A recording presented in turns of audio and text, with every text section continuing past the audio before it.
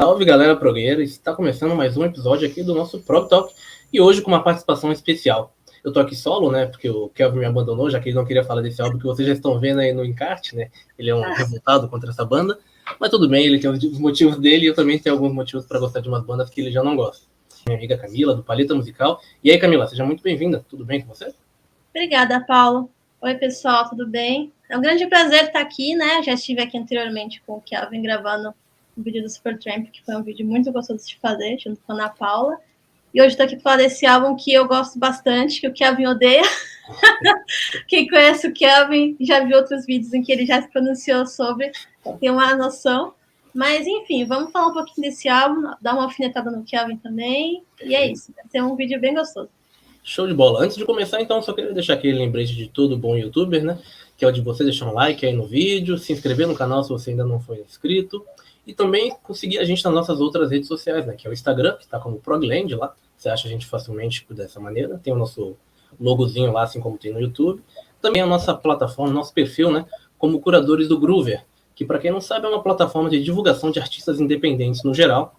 Alguns artistas um pouco mais profissionais, mas também alguns artistas, a grande maioria, de artistas independentes que ela consegue promover sua música e a gente, como curador, faz um pequeno review do que a gente achou. A gente escuta as músicas e faz um pequeno review para que, caso esses artistas queiram, possam compartilhar nas redes sociais deles e assim por diante. E também tem a opção de que a gente possa compartilhar na nossa rede social, né? Especialmente no Instagram, o review daquela música. Então, se você é um artista independente, tem um trabalho legal aí que você queira compartilhar com o mundo, porque é uma plataforma que atinge o mundo todo, né? Ela é francesa originalmente, mas está sendo divulgada no país, no mundo todo. Se você é esse tipo de artista, então procura a gente lá como Progland e a gente talvez consiga fazer um review legal aí da sua música. Algum recado também, Camila? Quiser falar pro pessoal se inscrever no seu canal? Acho que o começo do vídeo é bom. Acho que se vocês gostarem aqui um pouquinho do que eu falar, vocês podem dar uma conferida na paleta. Em alguns momentos pode ser que eu faça uma pontuação também do canal, que a gente também tem alguns conteúdos lá já feitos de rock progressivo. Mas a gente deixa à medida que o assunto for surgindo mesmo. No mais, é isso aí. Perfeito. Eles acham você, então, como Paleta Musical, né? Isso, no YouTube, Paleta Musical. Eu vou deixar nos comentários aqui os links, mas o Instagram é paleta.musical, o Facebook é também Paleta Musical. Show de boa. Show de também boa. tem como podcast também, que a gente também extrai o áudio dos vídeos. No Spotify também tá a Paleta Musical. Vamos ao conteúdo do álbum de hoje, sem necessidade de suspense, né? Porque, como eu sempre digo, quem tá assistindo já sabe do que a gente tá falando, porque tá no encarte do vídeo lá. A gente vai falar sobre Asia hoje e o álbum auto-intitulado, né? O álbum de estreia da própria banda, que é um supergrupo criado nos anos 80, também chamado Asia. Eu vou falar Ásia, porque eu sou brasileiro. E, né? Negócio de sotaque apurado, bobagem. Bom, é um álbum, né? É um álbum bastante famoso, isso sem dúvida, né? Mas de alguma maneira controverso. Também, né? Exatamente, de alguma maneira controverso.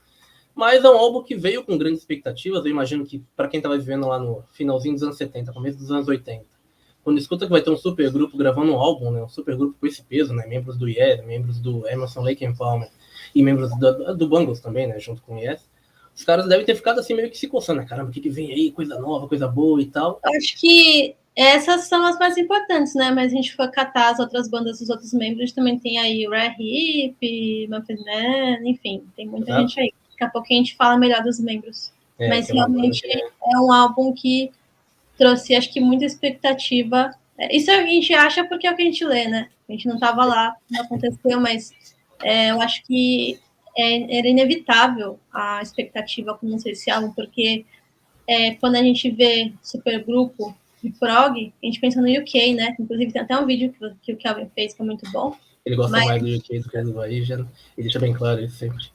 A gente pensa no UK, por ser uma banda realmente voltada ao prog, mas o Asia também é um supergrupo, né? Então, acho que ninguém imaginou qual era o rumo musical que a banda ia ter, né? Então, alguns se decepcionaram bastante, outros gostaram, enfim, mas isso aí não tem como agradar todo mundo, né? Não, com certeza. Ainda mais quando a gente tá falando de fãs, especialmente de fãs de música de nicho, né? São músicas muito específicas, os bons e velhos truzões. O rock tem muito disso, né? E quanto mais nichado, mais truzão o cara fica, né? É legal esse que você colocou, da questão dos fãs de rock progressivo, né? UK, né? Ser especificamente um supergrupo também. mas com uma sonoridade muito mais progressiva até do que o próprio Asia, né? O Asia vem de uma banda com membros, a formação original com membros de bandas especificamente progressivas, mas que tiveram suas fases pop muito flopadas, né? Então, acho que quando o Asia surge, ele surge, claro, tirando as pessoas que ficaram desagradadas com o som, ele consegue, de uma maneira bem sucedida, literalmente bem sucedida, né, comercialmente bem sucedida, atingir esse público pop que esses integrantes estavam tentando nas bandas originais dele, né? Qual é a sua visão sobre isso? Você também? Você vê dessa forma também? Eu acho que o Waze acho que foi a primeira, né? Que pegou ali o. Não literalmente a primeira, porque eu acho que a gente fala que uma banda é pioneira. Não, sempre vai aparecer. A primeira é muito complicado, né? Sempre vai aparecer alguém falar, mas tinha fulano da Neozelândia, não sei o quê. E já começou. Então, é mais difícil. Mas assim, na questão de comercialmente famoso, né? E tal, eu acho que foi uma das primeiras, então vou dizer a primeira, mas com essas ressalvas, porque depois, que muita coisa que tem nesse álbum, tem depois naqueles álbuns mais pop do Yes, acho que bem percebido. Que ano que é o álbum do Yes? A gente não falou, é verdade. Heart? Você lembra qual que é o ano? O Close to Heart, esqueceu, é um 90 centímetros. Eu sempre esqueço. Mas não lembro o nome, mas daquele finalzinho ali, 70. Ele é depois. Então tem muita coisa que eu vejo nesse álbum do Asia que eu consigo perceber que depois foi adotado nesse pop prog dos anos 80, né? Então é bem sucedido, né? Acho que por mais que eu tenho também algumas críticas nesse álbum, né? Eu não acho que ele seja assim 100%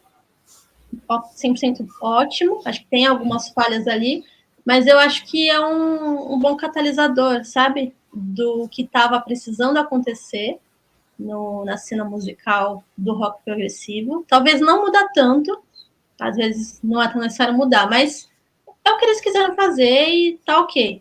Mas acho que essa coisa do que precisava ser feito para girar a chavinha, igual aconteceu no Journey, que o Journey era progressivo, jazzístico, e precisou mudar o som ali para fazer uma coisa mais comercial. Então, essa virada de saber o que precisava fazer para alcançar um sucesso, realmente, né? Porque não tem problema nenhum querer fazer sucesso, mas mantendo as suas raízes do prog, de um som mais trabalhado, é bem difícil, né? Eu acho que esse álbum conseguiu fazer muito bem isso. Vale lembrar, né, como a gente estava, como você bem colocou, a gente estava num período de transição, né? Final dos anos 70, começo dos anos 80, rock progressivo dando adeus, né? Porque o mainstream já estava abandonando todo aquele virtuosismo que era exigido no rock progressivo, e as coisas estavam começando a mudar, especialmente para cenários especialmente esse, né? A gente já vai falar o nome de todos deles, né? De que bandas eles eram, mas eles tiveram esse tino e conseguiram, de uma maneira bem sucedida, realocar o som deles para uma área que fosse mais aceitável, né? Então, o surgimento da New Wave, né? O som mais pop. Então, acho que essa sacada de pegar o que estava acontecendo ali e trazer para o som deles, só que não tão pesado, mas mantém. Porque a New Wave tem muita banda que tinha essa influência de progressivo na New Wave. Se a gente for pegar o Roxy Music, por exemplo, ali aqueles álbuns do fim dos anos 70 para o começo dos anos 80, eles tinham, principalmente o Avalon, né? Que é o que tem a música mais famosa, mas desculpa. Mas você vê ali nesse álbum, por exemplo, que acho que é 82, 81, é mais ou menos na mesma época desse álbum do Asia. É o som bem trabalhado, você vê que tem bastante influência ali de prog, mas ao mesmo tempo é comercial, é new wave, é uma coisa dançante. Então, você vê que estava ali, o Asia talvez quisesse ir para essa direção, né, de um som extremamente bem produzido, bem feito, excelentes músicos, mas com esse apelo comercial mesmo, e ainda mais pop do que o Roxy Music, por exemplo. Não sei se foi um insight deles ou da produção, alguma coisa no sentido, mas eles ficaram figurando por 9 semanas, quase 10 semanas, no mercado americano como primeiro lugar, né? Na Inglaterra. Isso é uma loucura, né? Porque é uma banda feita por ingleses e caras que eram famosos por bandas inglesas também, né? Sim. Você vê como é que o mercado é engraçado, né? Como você consegue, mudando o seu som, atingir novos lugares, né? Isso a gente tá falando dos anos 80, não tinha acesso à internet, etc, etc. A única divulgação que se tinha era rádio, TV, assim, parcialmente, né? Porque era bem nicho, revistas e compra de disco. Loja lembrando de que dito, né? Então, lembrando que não era uma coisa muito fácil, né? Diz que era caro, especialmente no Brasil, né? Diz que era caro, esse tipo de mídia não era uma coisa muito acessível, a não ser que você tivesse um pouco mais de poder aquisitivo. E ainda assim eles conseguiram vender mais de 40 milhões de discos, né? A formação da banda, a gente não falou ainda, né? A gente falou muitas vezes que é um supergrupo, mas não disse quem é que compõe esse supergrupo. A gente tem como vocalista... Peraí, deixa eu só fazer uma ressalva. Acho que antes da gente citar quem são os músicos, eu acho que também é importante dizer, tem uma espécie de dilema, né? Se a banda ela realmente nasceu espontânea ou montada, né? Eu vi alguns lugares que tem essa coisa do que se era realmente proposital ou não a banda ser de sucesso. Porque tem bandas, supergrupos, ou bandas também no geral, mas que vêm de músicas consagradas e são criadas para fazer sucesso. Um exemplo, eu sei que o canal é de prog, mas minha veia é hard rock, então você dá um exemplo do King Cobra. King Cobra é uma banda dos anos 80, do final dos anos 80, lá na época do Blue Metal, que foi criada pelo Carmine Appice, baterista, que veio do Cactus, veio do Vanilla Fudge, né? Um baterista extremamente lendário, que ele fala, não, eu criei o King Cobra para ser uma banda de sucesso, sim, tanto que ele contratou músicos específicos, que fossem realmente bons, para atingir essa perfeição comercial. E foi o Ready to Strike, que é o primeiro álbum, foi um álbum lendário, que vendeu muito bem. O segundo álbum já calhou mais pro AOR, hard rock mais pesado AOR, teve músicas lá naqueles filmes... A Iron Eagle Never Say Die foi do As Indomáveis, é uma coisa assim. Então, assim, o cara criou para fazer sucesso, ponto. Não tem o que falar, né? Só que o Asia tem isso, de tipo, alguns falam que foi para fazer sucesso já de propósito, outros já falam que a banda deu sorte. Eu não acredito que deu sorte, porque são esses caras, né? Então, falam que foi o Brian Lane, que era empresário do Yes, que já queria montar um supergrupo fazia algum tempo para gravadora que ele estava trabalhando na época, que era a Geffen, né? Então, fica aí a dúvida se realmente a banda se formou espontaneamente, que eu duvido muito, ou se ela já foi criada para fazer sucesso, que eu acho bem mais provável. Falando de músicos consagrados, né? Pessoas que são profissionais já há mais de 10 anos, que era o caso dessas pessoas aqui, eu acho que muito dificilmente eles iam se jogar assim só pelo amor à música, né? Eu acho que os caras com uma carreira consolidada, que precisavam manter essas continhas para pagar, que provavelmente não eram poucas, né? Contas e vícios, né? Diga-se de passagem. Eu acho que dificilmente eles iam se jogar só pela paixão à música, só pela ideia de fazer algo novo. Não, tinha principalmente fazendo um álbum tão comercial, né? Eu acho que talvez se fosse um álbum muito lado B, assim, uma coisa super conceitual, ou um som que realmente explorasse outras coisas que não estavam na moda, a gente poderia até dizer que foi uma coisa espontânea. Mas a banda foi muito certeira no som comercial. Então, eu realmente acredito que foi proposital toda a ideia da banda, desde o começo. Sem dúvida. Bom, então retomando agora, falando na banda novamente, vamos à formação da época, né, que teve muitas outras. Nem sei se formação clássica e mais bem sucedida, inegavelmente, é a formação de 4 componentes, formados tendo o vocalista principal e baixista John Wetton, do King Crimson e do UK, o guitarrista com Steve Howe do Yes, né, como todo mundo sabe, o tecladista o Geoff Downes, que era do Yes, e também foi do Buggles, né, na época que o Yes chupinhou o Buggles todo, né, acabou com a banda, tinha um bom potencial, eu gosto da banda. E o baterista que é o Cal Palmer, que é do Emerson, Lake and Palmer, como todos nós sabemos também. O que você acha dessa formação, Camila? Você tem algum apreço especial por algum deles? Eu acho que, entre todos, né, eu nunca fui muito fã, e aí me desculpem os fãs da fase clássica do King Crimson, mas eu nunca fui muito fã, assim, quer dizer, não da fase clássica, mas de uma fase mais bem sucedida do King Crimson, né? Eu nunca fui muito fã de John Wetton. Não sei, eu acho que pelo estilo dele, né? A gente vai até comentar sobre isso, né? Ele tinha um estilo um pouco difícil de lidar, né? Entre tudo, né? Então acho que eu prefiro muito mais o Greg Lake como vocalista do Asia do que o John Wetton. Entretanto, ainda assim... Pois é. Aliás, eu prefiro o Greg Lake como vocalista não só do Asia, como também do King Crimson, mas fica aí no ar, né? E claro, né? É o vocalista principal, né? Primeiro disco de seminal. Então, acho que o pessoal, pelo menos nesse caso do King Crimson, vai me perdoar.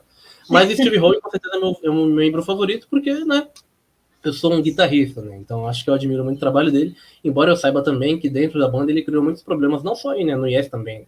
É um cara um pouco difícil de lidar também. Aliás, é uma coisa que a gente vai trazer na discussão também, né? a banda teve muitos problemas de ego, né? Porque a gente tá falando de todos os músicos serem virtuosíssimos, né? Virtuosíssimos, né? Então, como é que você lida, né? Quando você tem um conjunto de 4 gênios, como é que você lida para ter um trabalho? Acho que o que menos deu trabalho foi o Carl Palmer, né? Acho que ele tinha um ego um pouco mais controlado. Gosto bastante da formação, né? Eu até deixei aqui pontuado que eu encontrei a linha do tempo de como que eles se formaram, né? Eu acho que é bem interessante. Eu comentei que o Brian Lane queria formar esse supergrupo, né? Tem essa lenda, digamos assim, mas até então ele primeiro quis pegar o John Wetton, né? Que fazia pouquíssimo tempo que ele tinha saído do UK, né? Você perguntou sobre o que eu acho, né, dele, você comentou do King Crimson e tal. Talvez eu esteja também falando um grande absurdo por eu estar no canal de prog, mas enfim. Eu não sou tão chegada assim no King Crimson, né? Eu gosto muito de algumas faixas. Eu também não sou tão fã dele no King Crimson. Gosto mais da voz do Greg Lake, mas também eu não sou tão de ouvir assim, tantas músicas do King Crimson. Mas, enfim. O John Wetton eu gosto muito dele no Fenômena, né? Que foi aquele outro projeto, supergrupo e tal. Depois eu comento uma curiosidade interessante sobre isso. E também o John Wetton também veio de 2 álbuns do Rare Hip, né? Então o cara já então ele teve assim já uma grande bagagem quando ele foi chamado para entrar no grupo. E aí o Brian Lane ele tentou juntar o John, o Rick Wakeman, né? Que já estava, sei lá, 10 anos no Yes, né? Mais ou menos, alguma coisa assim.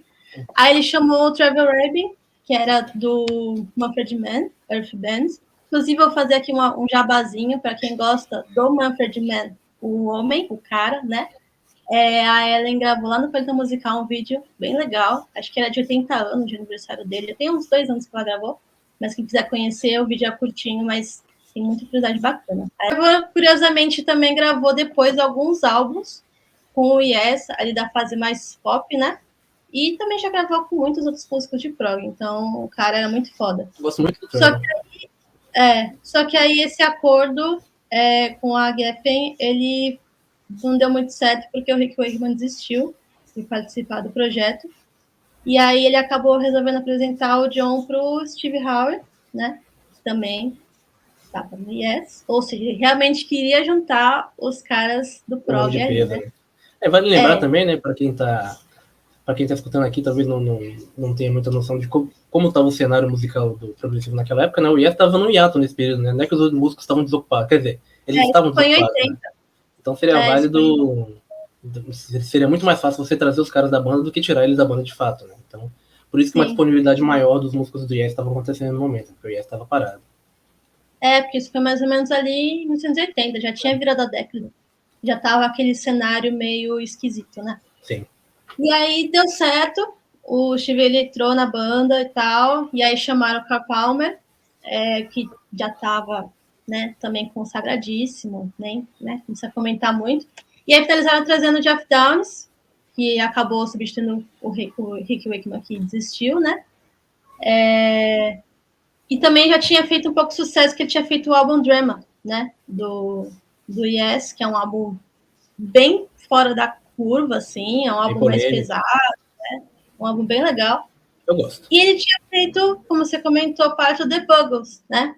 Que gravou a icônica faixa Video Killer The Radio Star, que curiosamente foi o primeiro clipe a ser exibido na MTV. Então, o cara chamado ali propositalmente, né? Porque ele já tinha, isso foi em 79, que ele gravou a faixa. Não lembro qual foi o ano que a MTV estreou exatamente, se foi 80, vou ficar devendo esse ano exato, mas o cara já tinha tido essa visibilidade gigantesca em cima dele, né? Então, foi, acho que, uma formação muito assertiva, né? Acho que naquele momento, para trazer esses músicos que eram virtuosos, que eram bons e que tinham nome, talvez não teria nomes mais propícios, né? Para uma ação do Jeff Downes, que ele fala que o sucesso que ele teve com o Asia foi muito rápido, porque como ele também tinha tido aquele enorme sucesso ele fala que é como se tivesse descido de um ônibus e logo em seguida apareceu outro, assim, porque foi algo muito instantâneo, né? E aí essa formação já estava finalizadinha ali em 81. Então, Não, a formação é impecável, né? Realmente ela é muito boa. E você vê que foram tentativas, né? Chamou um, não deu certo, chamou o outro. Por isso que eu ainda posso nessa coisa de que realmente foi 100% montada a banda. Deu certo? Deu certo. São bons músicos, mas foi montada. A gente falou bastante dos membros, então vamos fazer um pequeno reviewzinho, né, do que foi o álbum, né? O contexto a gente já falou, né, que era os anos 80, o Yes em hiato, os caras buscando fazer um som de mercado mais voltado para o pop, mais voltado para o AOR, porque era um tipo de mercado que estava crescendo, já muito consolidado nos Estados Unidos, tanto é que foi o lugar que o álbum mais se deu bem, né? Mas que tinha um nicho para ser aproveitado muito forte, né? Porque a gente esquece que a gente falando de rock progressivo, a gente tem os nomes, como a Camila comentou, né, eram nomes que foram muito bem escolhidos, né? Escolhidos a dedo, literalmente, de peso e que tinha uma aceitabilidade muito grande de mercado, né?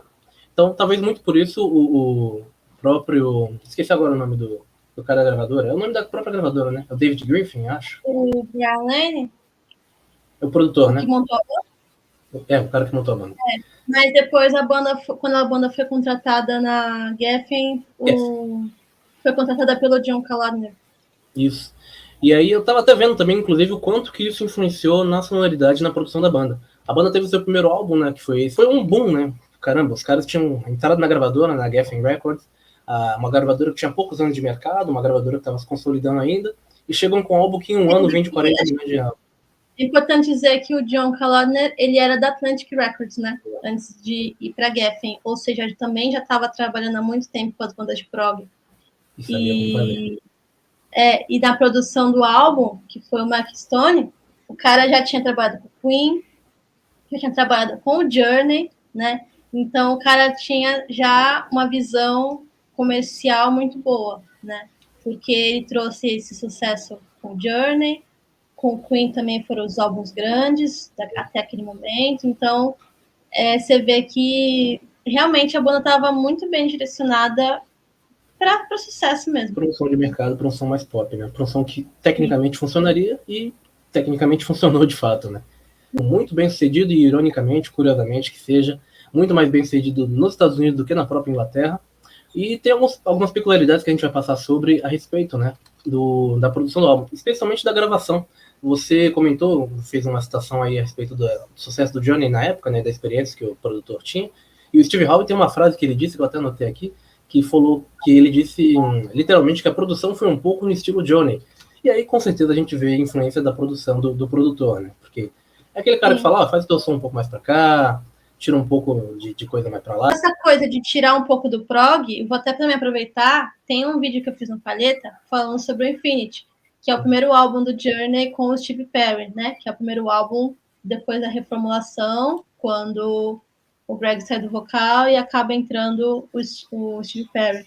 E lá tem muito disso, né? Porque por mais que seja um álbum extremamente pop, né? Com baladas açucaradas, né? O Steve Perry com a voz lá em cima, como ele sempre teve e tal, ainda é um álbum que tem muito prog, né? Tem muita coisa ali progressiva, tem uma faixa lá do lado B que é muito prog.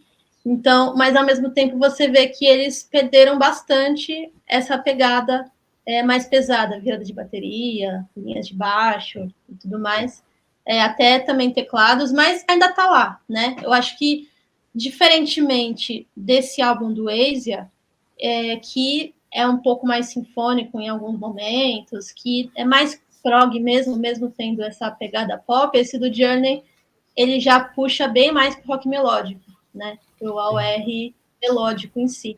Então, quem quiser dar uma assistida lá, eu falo também bastante sobre essa coisa do que precisava, né? Mas só um spoiler, era a coisa do produtor mesmo, que eles queriam um vocal que, quando eles foram escolher o Steve Perry, eles precisavam de um vocal que fosse mais popular mesmo, que tivesse um apelo mais pop, para justamente sair do prog, porque a banda não engrenava no cenário prog nos primeiros álbuns. Então, realmente era uma necessidade. Esse álbum é de 78, o Infinity, então realmente era uma necessidade que você via na época, né? As bandas já estavam saindo dessa linha prog mais experimental para realmente querer o mainstream, né? E tá tudo bem, né? mas era algo que, pô, esse álbum é de 81, mas você vê que já desde o fim dos anos 70, essa pressão, né, esse direcionamento musical para algo radiofônico já estava sendo construído há muito tempo, né? Então, quanto à gravação, Steve Howe sentiu, né, que tinha uma influência muito forte, né, do som, da sonoridade do estilo Journey, assim colocando dessa forma, né, porque é uma sonoridade bastante voltada a teclados, a melodias fáceis de memorizar, né, de certa maneira, né, se você pensar no som do Journey, você vai sempre lembrar de melodias, como você colocou o Joe Perry, sempre lá no alto, né, aquela coisa de arena, assim, mas melodias bastante lineares, bastante fácil de memorização, que é a formulinha do pop, né, a formulinha básica do pop. Uhum. E aí, até pegando essa questão de pop, né? Se você para pra pensar, você tem aqui o John Wetton e o Geoff Downes, que são dois melodistas e letristas muito proficientes no pop, né? O próprio Geoff Downes porque, pô, se você der uma música, e a música já tem 40, vai para quase 50 anos já, a Video Killed Radio Star, se você pega essa música naquela época e dá pra alguém escutar, ainda assim, hoje a pessoa fica com aquela melodia na cabeça, é muito fácil de memorizar. A melodia, o álbum em si é muito bom, né? Acho que eu não lembro agora, né? Plastic Era. Eu acho que eu nunca ouvi o álbum. É muito bom, tem faixas muito boas, mas inegavelmente essa é a que mais se destacou, né? Uhum. É porque também ela marca um momento, né? Imagina se a primeira música que toca Então. Então, acho que. E a mensagem dela também é autoexplicativa, né? Hã? E a mensagem dela também é autoexplicativa, né? Acho que tem todo o contexto, é muito doido, não sei se todo mundo sabe disso, mas a música não foi criada para tocar na MTV com o primeiro clipe. A música foi criada no fim dos anos 70, e aí, quando vira a década, a música estava pronta, lançaram o clipe para MTV. Então, assim, a música não foi criada para isso, mas no fim ela combina demais, né, com toda a situação. Isso é muito genial. Não é, então, e é legal a gente contextualizar isso, né, dos músicos que faziam parte e da capacidade, da bagagem que eles carregavam, né, antes de entrar na banda, justamente por isso, pra gente entender. Não é por coincidência que os 3 singles do álbum são músicas de muito sucesso, né? São músicas que se a gente tocar em qualquer rádio hoje em dia, dependendo do horário, vai estar tocando até hoje. Sim. Ou seja, não é à toa, tinha muita capacidade, tinha muita proficiência, os caras tinham muita habilidade e sabiam sim que estavam fazendo. Tanto que a crítica comenta isso, a gente vai falar sobre a crítica também um pouquinho mais pra frente, mas a crítica comenta sobre isso, né? Que parece que a banda é uma banda feita por robôs, de tão bem sucedida que ela foi na questão do single, né? Bom, outra coisa importante para trazer, você tem alguma outra curiosidade, Camila, que você queira trazer? Não, na gravação não. Eu acho que a gente pode citar rapidinho sobre a capa, né? Vamos lá. Antes, faixa a faixa, porque eu acho que é uma capa super icônica. Vai um pouquinho pro lado para as pessoas verem. Essa capa, né? Que inclusive eu chamo do Pokémon lá, os girados, é igual. É verdade. Enfim.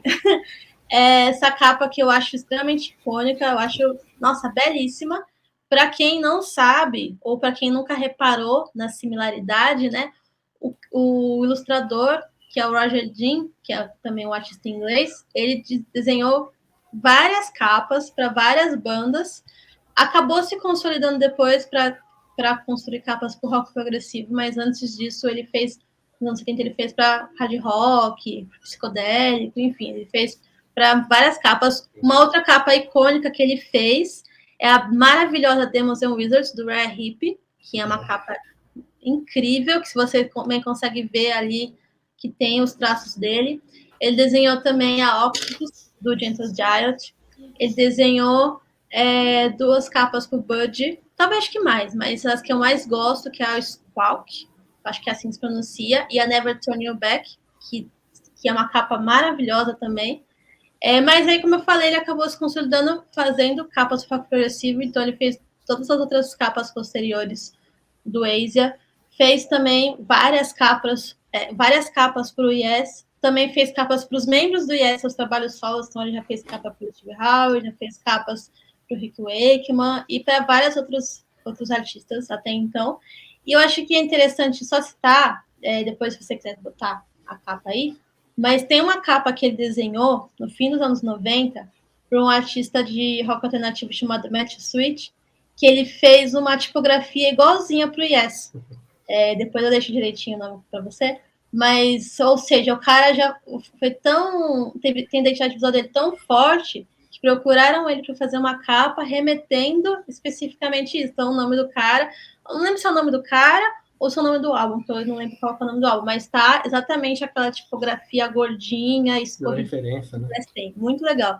Então, acho que é legal essa menção super honrosa à capa, porque ela é maravilhosa. Inclusive, teve uma votação em 82, a Rolling Stone fez, pediu para os fãs votarem qual que era a melhor capa de todos os tempos, e ela ficou em segundo lugar, perdendo apenas para Sgt. Peppers, dos Beatles, com muita razão, né? Porque acho que é a capa mais icônica de todos os tempos, mas de tão incrível que a capa, ela ficou em segundo lugar ali na mesma época. Então, palmas para essa capa. Que eu realmente gosto muito. Inclusive, eu até tenho esse disco aqui, eu devia ter pego, mas, enfim, gosto muito mesmo. Também acho muito bonita, mas devo dizer também que depois de um tempo eles começaram a decair um pouco na qualidade de capa. Tem umas muito ruins, meu Deus não do céu. só de capa, né? Mas tudo bem. Tem esse porém aí também. Agora vamos passar então, não sei se tem algum outro comentário adicional, Camila, para análise faixa a faixa. E a gente pode dar continuidade ao trabalho. E bom, a gente começa com a faixa que talvez seja um dos riffs mais conhecidos do prog, se não o mais. E com certeza quem toca guitarra ou violão já tentou tirar. Quem toca guitarra e violão e gosta de prog já tentou tirar. Assim como quem gosta de rock tentou tirar aquela do Nirvana, como é que era? Aquela Here Comes You Are? Acho que é assim. Comes You Are, é verdade. Então. Também é um riff que todo mundo que toca violão na vida já tentou tirar em algum momento, porque usa pouca igual a Smoke on the Water. Exatamente, exato. Um ótimo riff. Um ótimo riff, um ótimo exemplo. E bom, é sem dúvida alguma a faixa de maior sucesso da banda, né, Camila? Você gosta dessa música? Ou você já tornou aquele tipo de música que se tornou chato de tanto que você já ouviu?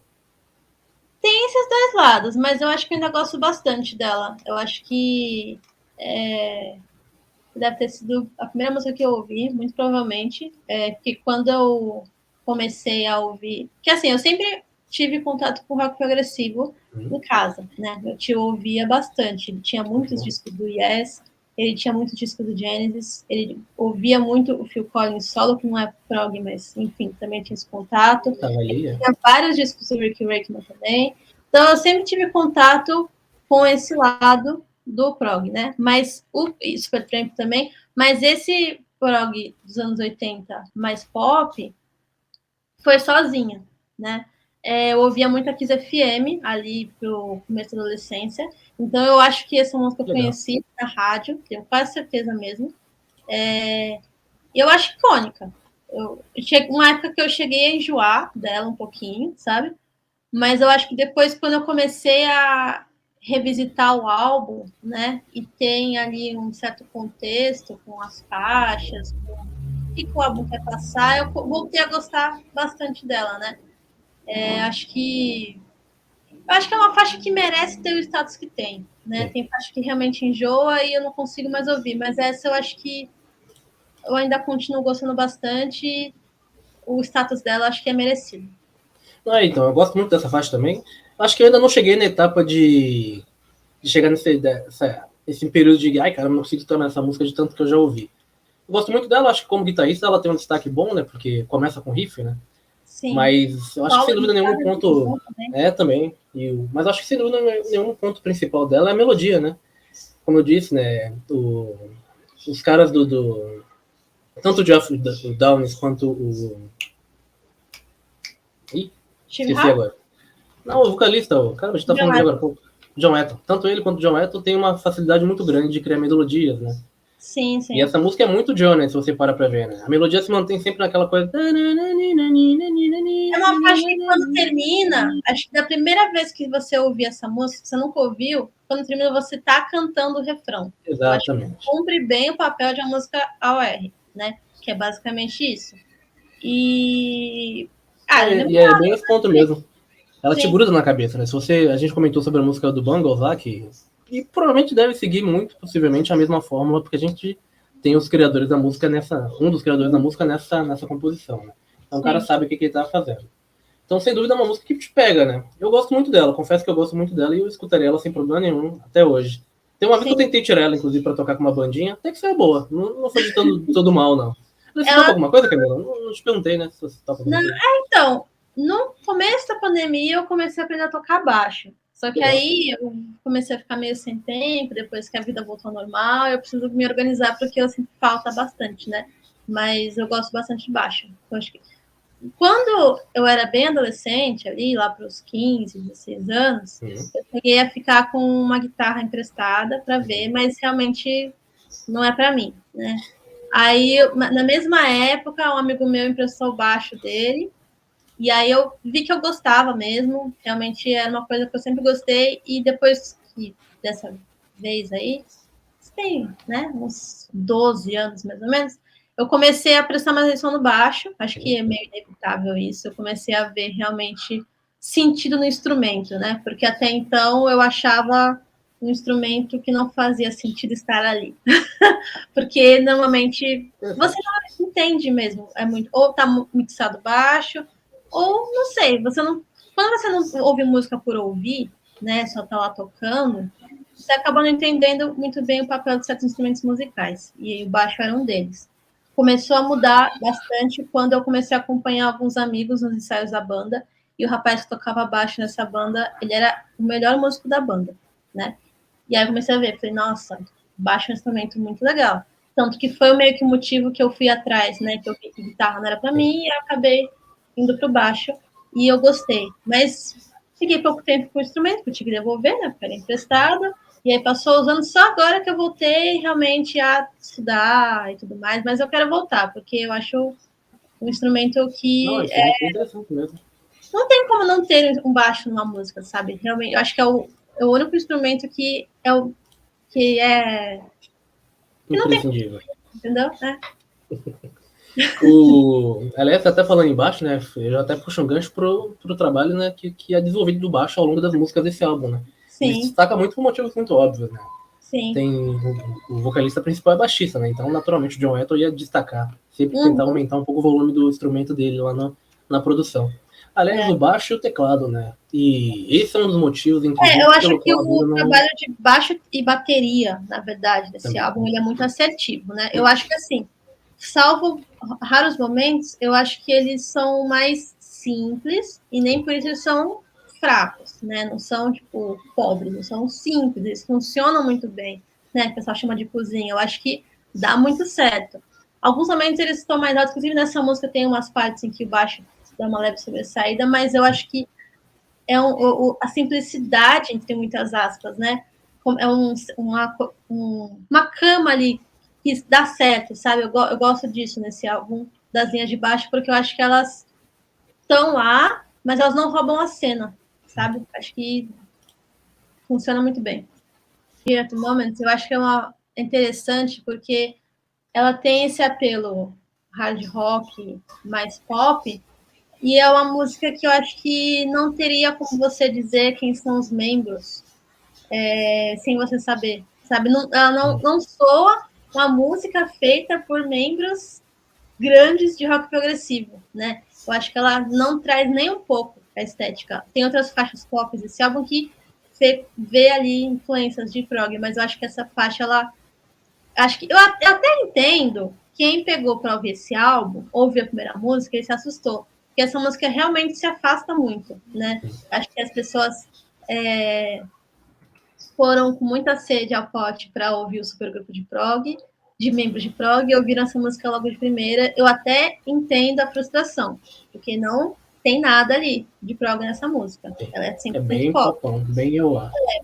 Mas funciona. Tanto que, só para finalizar, acho que é legal falar sobre os charts dessa faixa, né? Que ela foi um grande sucesso. A gente pontuou que o Waze ele não teve bons momentos, né, nos charts da Inglaterra, isso é verdade.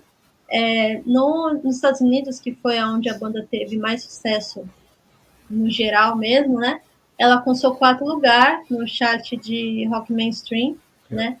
E não, desculpa, na verdade, ela alcançou o 1º lugar no rock mainstream e na Hot 100, que é aquela geral zona assim, foi em 4º lugar. Então ela deu muito certo nos Estados Unidos. Na Inglaterra foi bem mais modesto, ela ficou em 46º, né? E na Suíça ela foi muito bem, em contrapartida, que também é na Europa, né? Ficou em 2º lugar. Na Polônia ficou em 4º, na Alemanha 7º. Na Inglaterra não deu muito certo. No Canadá a banda também sempre performou muito bem, ficou em 4º. E uma curiosidade legal também é que a banda ela entrou no chart da África do Sul, ficou em 4º lugar. Então é uma faixa memorável, né? Sem Realmente. dúvida. Você pensa em Asia, você pensa em Here at the Moment, que Uma coisa está ligada à outra inevitavelmente, não tem como fugir. Uma coisa que eu acho que eu esqueci de... Não lembro se eu comentei, acho que não é que foi... Embora tenha sido o primeiro single, né? Foi a última música a ser incluída no álbum e gravada e composta pro álbum. Talvez por isso ela até soe um pouco diferente, né? Tem uma aspas aqui bem legal do próprio John Letton que fala sobre isso, né? Do processo de composição. Vou ler aqui. Ele diz que a letra é um pedido de desculpas abjeto pelo meu comportamento terrível em relação à mulher em particular. A mulher com quem eu me casaria, mas me divorciaria 10 anos depois. O refrão começou sua vida com uma música country 6x8, mas quando o Geoff e eu começamos a escrever juntos, mudamos a assinatura de compasso e Here As The Moment surgiu. Ninguém mais pegou a música em particular, e foi a música a ser gravada para o álbum.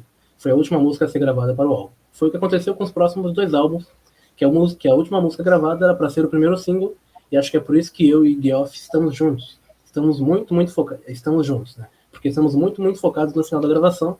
E de certa forma faz sentido, né? Porque você para pra pensar, é uma estratégia inteligente. Você, no fim da gravação, tá bem. Claro, você tá bem mais cansado. Mas você tá muito mais dentro do álbum, né? Então você... ou pelo menos em parceria com o cara. Então, as ideias estão mais alinhadas, né?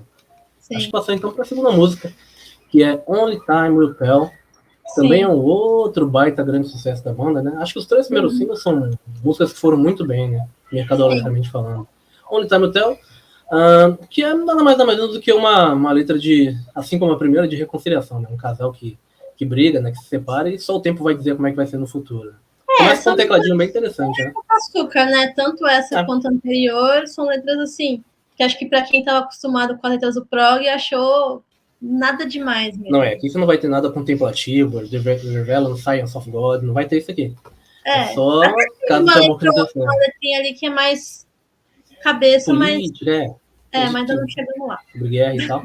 Mas essa música é interessante, né? Da mesma maneira como a música anterior começa com um riff de guitarra, essa começa com um riff de teclado, que também é memorável, né? Acho que se você toca esse riff de teclado em qualquer lugar, você já sabe de que banda que tá falando. Eu já vejo essa como uma espécie de, pessoal, peraí, que tem o prog nesse álbum. Acho que já essa intro de teclado, ela me lembra muito aquele prog sinfônico mais popular, se é que isso existe, mas que o Kansas fazia nos anos 70, né? Eu acho que remete um pouco. O Kansas não era prog, né? Era aquele prog mais AOR, mas ainda assim tinha umas suítes interessantes. Então, eu acho que é interessante a Only Time Will Tell pegar esses elementos prog mais AOR e botar nessa faixa, porque acho que casa com essa temática, né? Acho que faz muito sentido. Não, e você tem nela também, talvez num primeiro momento, né? A gente teve no solo da Here As The Moment um solo um pouco mais virtuoso também, mas aqui você tem acho que um coletivo, né? Uma coisa mais conjunta, né? De todos os 4 membros mostrando que são virtuosos nos seus instrumentos, né? Acho que você tem espaço para todo mundo brilhar aqui, especialmente no momento do solo, né? Você tem opa, a gente não esqueceu do prog, não, a gente ainda tá aqui. Eu sinto muito isso no momento do solo. Eu separei algumas notas aqui também que são interessantes a gente trazer. Deixa eu só abrir aqui a respeito dessa faixa. Eu particularmente gosto dela. Não é a minha faixa favorita do álbum, não. Sim. Mas eu gosto dela. Acho que o lance mais prog são realmente as linhas de teclado, né? Que acho que eu gosto muito do riff de guitarra. Eu acho maravilhoso. E eu acho que equilibra bem, né? O riff de guitarra mais hard rock ali. E essa quebrada dos timbres de teclado sintetizador que acaba carregando um pouco esses elementos mais progressivos, /AOR, né? Acho que eu gosto da Here At The Moment, mas eu acho que eu gosto mais da Only Time Will Tell. Eu acho que é um pouco mais brilhante, assim, um pouco mais inspirada, sabe? São umas faixas maravilhosas, mas eu vejo... na verdade, eu sempre vi, né? Sempre tive um pouco mais de carinho pela Only Time Will Tell. Acho que ela realmente achei ela mais inspirada. Não sei porquê. Eu sempre achei ela... Mas acho que justamente pela anterior abandonar bem a estética progressiva e a Only Time Will Tell equilibrar bem os dois, que eu vejo esse trabalho mais bem feito nela, sabe? Não mais bem feito, só que um pouco mais inspirado mesmo. Eu acho melhor criativo nesse ponto. Não, acho válido, acho extremamente válido. Mas como eu disse, eu não sei se, embora eu goste muito de rock progressivo, eu não sei se talvez a Here As The Moment me pegue mais por ser uma música muito proficiente, né? No sentido de que os caras são músicos muito habilidosos, mas quando eles querem se tornar versáteis, de fato, para fazer uma música de mercado, eles conseguem, né? Não precisam estar sempre beirando aquela coisa, que eu já sinto isso um pouco mais na Only Time Will Tell. Eu acho que é os caras tentando querer mostrar para os outros que de fato eles ainda sabiam fazer prog, né? E eu acho que tanto como que músico, né, não sei se isso é um compromisso do artista, né? O cara pode tanto fazer o que que ele quiser. O Bono é o maior exemplo disso. eu acho que tem uma transição legal, sabe, do pop e do prog. Inclusive, eu até anotei aqui, tem uma parte aí nos 4 minutos da faixa que me lembra o que depois foi feito na Honor of Lonely Heart, né? Depois, quem quiser comparar. Por isso que eu falo que muita coisa desse álbum acho que foi um laboratório que depois foram fazer em outros trabalhos, sabe? Eu acho isso bem interessante. Uma observação perfeita. Eu acho que se eu fosse colocar alguma coisa a ser criticada, aqui entre aspas, né, seria um destaque muito grande para os vocais do John Lennon. Não sei se tem uma necessidade tão grande de um destaque de uma voz tão destacada. Você não é tão fã, né, dele cantando, né? Então, acho que... Nossa, eu acho incrível a voz dele.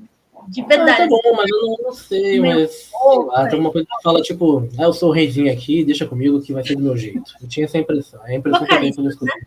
Então, esse Steve Howe sofreu bastante na mão dele, né, porque meio que foi quicado da banda para ele poder voltar, né?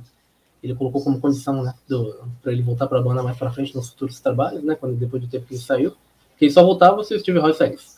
E foi o que de fato aconteceu, né?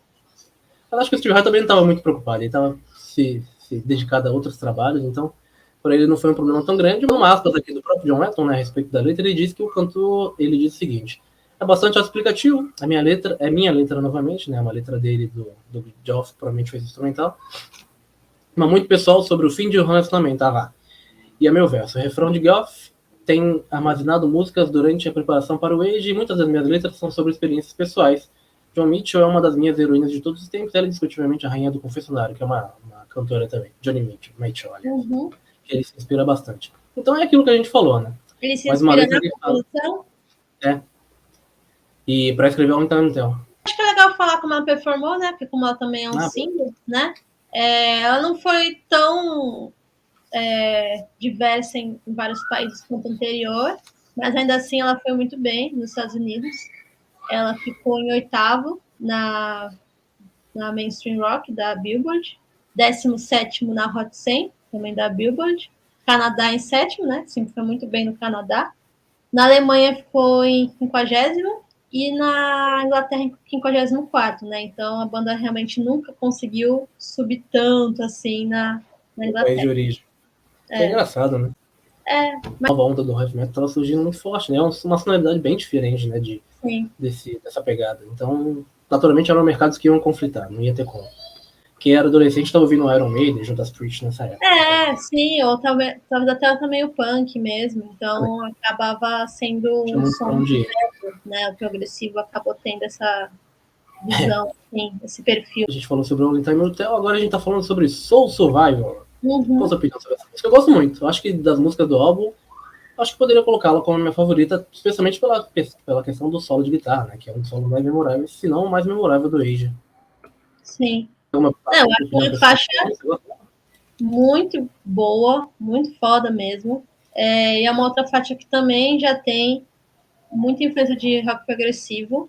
Eu vejo ali a influência de Yes, de Emerson Lake Palmer. Eu acho que não tem nem como, até pelos membros, mas realmente me soa muito isso, né? Gosto dos teclados também, né? Óbvio, muito marcante, sempre, todo o álbum, mas essa faixa também. O que eu gosto é que a bateria, ela quebra um pouco esse prog, eu acho que ela deixa um pouco mais pop a música, mais animadinha, ela quebra um pouco nisso. E já é a primeira música que eu gosto da letra, né? Eu acho que essa letra já é mais trabalhada, apesar de ser uma letra simples, eu acho que ela traz uma mensagem que faz mais sentido, né? Sai daquela coisa mais água com açúcar, que fala sobre ultrapassar seus desafios mais profundos e mais difíceis, custe o que custar, né? Que às vezes você acaba tendo percalços de outras pessoas, então você tem que, às vezes, ultrapassar outras pessoas, enfim. Então tem todo esse lance de batalha mesmo, e você tá fazendo isso sozinho, né? Tanto que, né, Soul Survivor. E é aquilo, é uma faixa que tem essa estrutura pop, só que é muito bem trabalhada, traz esses conceitos de teclado, trazendo essas referências de rock progressivo, né? Gosto também dos solos, acho muito bom. As violas de bateria também são excelentes, junto com as... tanto essa quanto as anteriores, né, acabei de comentar, são muitas camadas de sintetizador, né? Então, traz muita coisa aqui. Uma hora você ouve um som mais artificial mesmo, mais outras você ouve um pianinho, depois muda um pouquinho com não sei o que e tal. Então, realmente tem muita coisa ali que eu acho que ajuda também a iniciar, que hora beira o progressivo, hora beira o pop rock, às vezes o new wave. Então, acho que é muito criativo. Todas as faixas de teclado nesse álbum são muito interessantes, porque flerta muito com tudo isso ao mesmo tempo, né? E acho que, com certeza, também, uma das minhas faixas favoritas. Ela realmente é bem... Eu gosto muito dos ao vivo dela. Geralmente nos ao vivo dela eles estendem mais. Os ao vivo são bons mesmo, ao vivo. Acho que possivelmente aí é uma informação que seria o Kelvin que traria, né? Mas eu não sei, possivelmente uma das músicas que eles mais executam ao vivo, justamente por isso, né? Você tem esse espaço para improvisação muito grande e o Steve Howe sempre se divertiu muito tocando em cima dela. Quem gosta de escutar música pelo YouTube vai conseguir achar boas apresentações muito interessantes a respeito dessa música. Muito legais e boas, né? De uma maneira geral. Não só musicalmente, mas também como artisticamente, né? Acho que os caras, na época que eles estavam em comum acordo, eles estavam se dando bem, acho que era um bom período para que essas músicas pudessem ser feitas ao vivo. E é claro, né, aquela questão, né, assim como os outros dois singles, esse é o segundo single, se não me engano, ou o terceiro, não lembro a ordem agora, tem muito daquilo do apelo do AOR, do apelo do pop, vocaizinhos, coraizinhos, etc, né, é música de arena. Uma coisa que eu acho interessante com a galera. É que os vocais do John, eles não são os vocais típicos de AOR, né? Porque se a gente for ver as bandas de AOR mais memoráveis até esse ano, né? Que é o lançamento desse álbum, a gente tem o Steve Perry, que é lá em cima, a gente tem esqueci, nossa, que absurdo, o vocal do Foreigner, que também é lá em cima, a gente tem o vocal do Kansas, que também é aqui em cima, o R.E.O. Speedwagon, que também é aqui em cima. Então, assim, são vocais muito altos e o do John já é mais aqui embaixo, né? Bem mais na média. Funciona muito bem, né? Acaba quebrando essa expectativa. E apesar de ser uma faixa que acho que até então a mais prog, como a gente falou, tem essa brincadeira mais de flertar com o pop, e aí o vocal do John também acaba fazendo variações, né? Em alguns momentos fica mais prog, acho que nos versos, e aí chegando no refrão acaba ficando mais chiclete, mais AOR. Então acho que a gente acha que não, mas é uma faixa que acaba sendo meio complexa em certos pontos. Eu particularmente gosto e realmente é minha música favorita do álbum. Tem outras muito boas, a gente vai chegar nelas, né? São... de chart, essa foi, acho que a mais modesta, né? Ela só teve 3 relevâncias, que foi 10º lugar na Billboard Mainstream e 75º na Alemanha, né? Não performou na Inglaterra, também não performou na Billboard Hot 100, 200, enfim. Foi o mais singelo, né? Talvez a gente até pode pensar.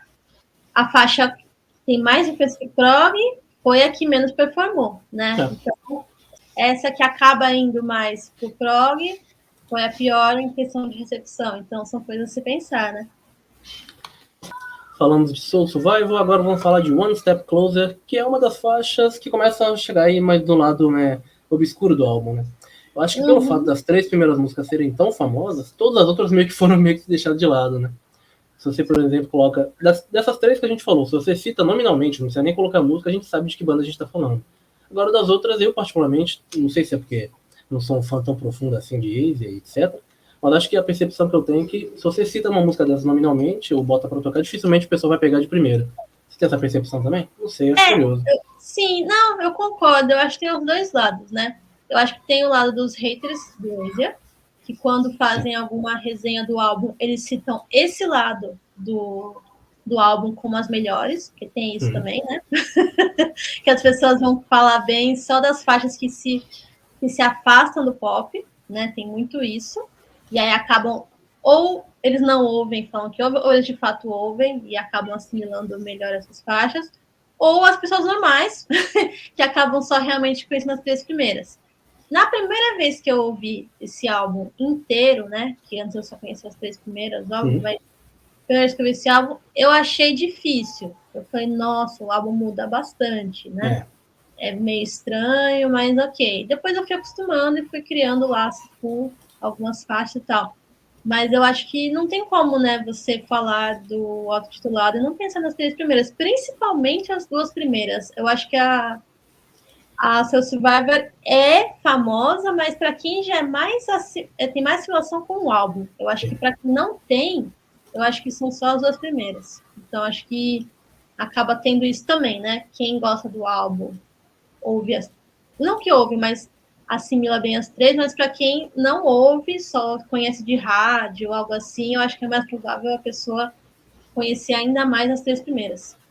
E aqui a gente tem também na One Step Closer a mesma fórmula que vai se repetir muito possivelmente em todas as outras músicas, e pelo menos tem se repetido até agora, que é o refrão pegajosinho, né? Aquele refrão para cantar com a galera, que é uma coisa bem pop, né? Bem popularzinha. Uma coisa que é curiosa, né, e a gente nota isso, é nitidamente perceptível, é que essa é a primeira composição que é acreditada também a Steve Howe, né? A quarta composição do álbum, mas é a primeira que ele entra de fato como compositor, e você nota isso nas guitarras do álbum, né, da música. É bem nítido a influência dele, até porque, como a gente comentou, era um cara genioso, e quando ele tinha algum trabalho com o nome dele, ele gostaria de ser, ele sempre gostou de ter isso bem claro, né? De modo que se você escutasse, o timbre dele é bem característico, para quem toca guitarra, conhece, né? É um timbre bem característico, às vezes até isso aqui é até polemizado, né? Porque tem gente que fala que ele toca bem, tem gente que fala que ele toca mal. Porque ele toca de uma maneira um pouco suja, né? Imagina falar que esse cara toca mal. Pois é, né? Vai entendendo. O que é engraçado também, né? E aí, fazendo uma citação totalmente à parte, não tem nada a ver, inclusive, com a música, mas é a maneira como a música se constrói, né? Você deve conhecer, você deve ter estado, acho que todo mundo já ouviu a dança da mãozinha alguma vez na vida, né? Se você parar para notar, o início dessa música, você pode até fazer o teste aí, Camila. Abre uma aba no teu YouTube aí e faz o teste. Se você parar para notar, o início da música, os primeiros trechos, né, as primeiras frases da música são muito semelhantes aos intervalos usados na dança da mãozinha. Faz o teste aí, quem tá assistindo o vídeo. Faz o teste aí, Camila, pra você ver. Eu vou deixar anotado para depois os 10 primeiros segundos. Os 10 primeiros segundos, você vai ver. Aquele... Só que ele depois repete a frase, né? Não, lembrou? Então. Nossa! Não é? Obrigada. Já reparou? Não preciso nem da play, eu já saquei. Quando sempre exatamente.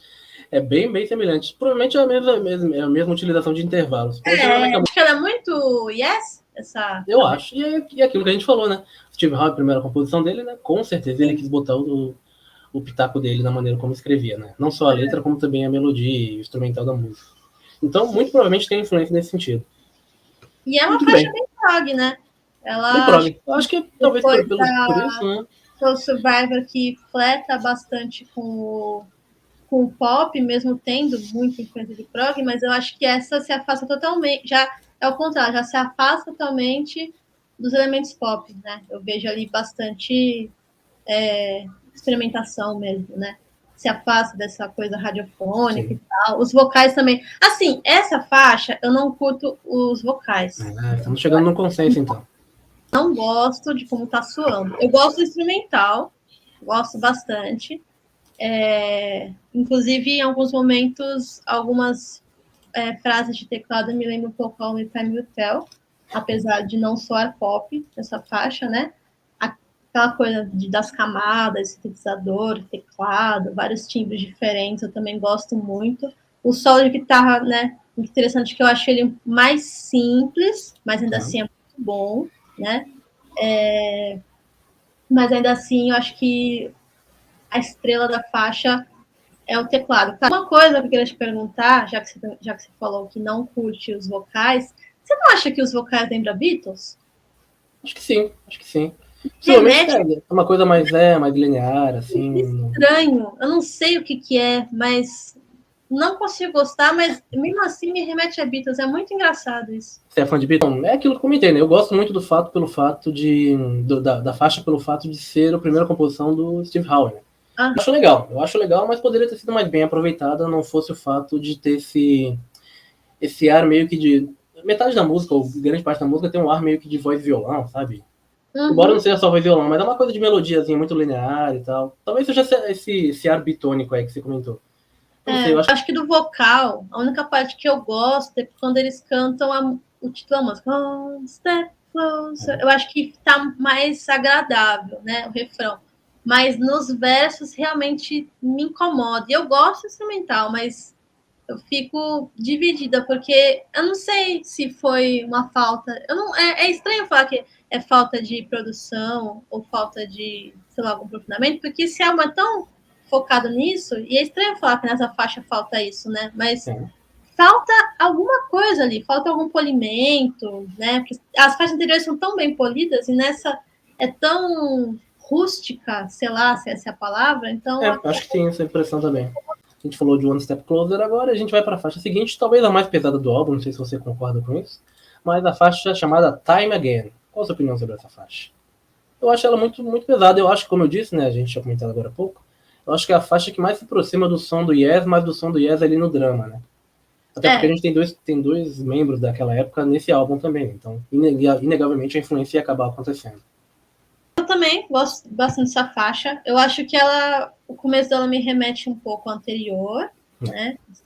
E virar de bateria, mas seria um up, né? Um upgrade do anterior, digamos assim. Ela vem mais pesada, nitidamente mais pesada, né? A proposta. E claro, com bastante guitarra. E ela tem um ar mais denso, né? Mais cadenciado. Eu gosto como ela tem esse som prog mais bem feito, se for que realmente assimila a Yes, eu também vejo isso bastante nessas duas faixas, nessa também, principalmente.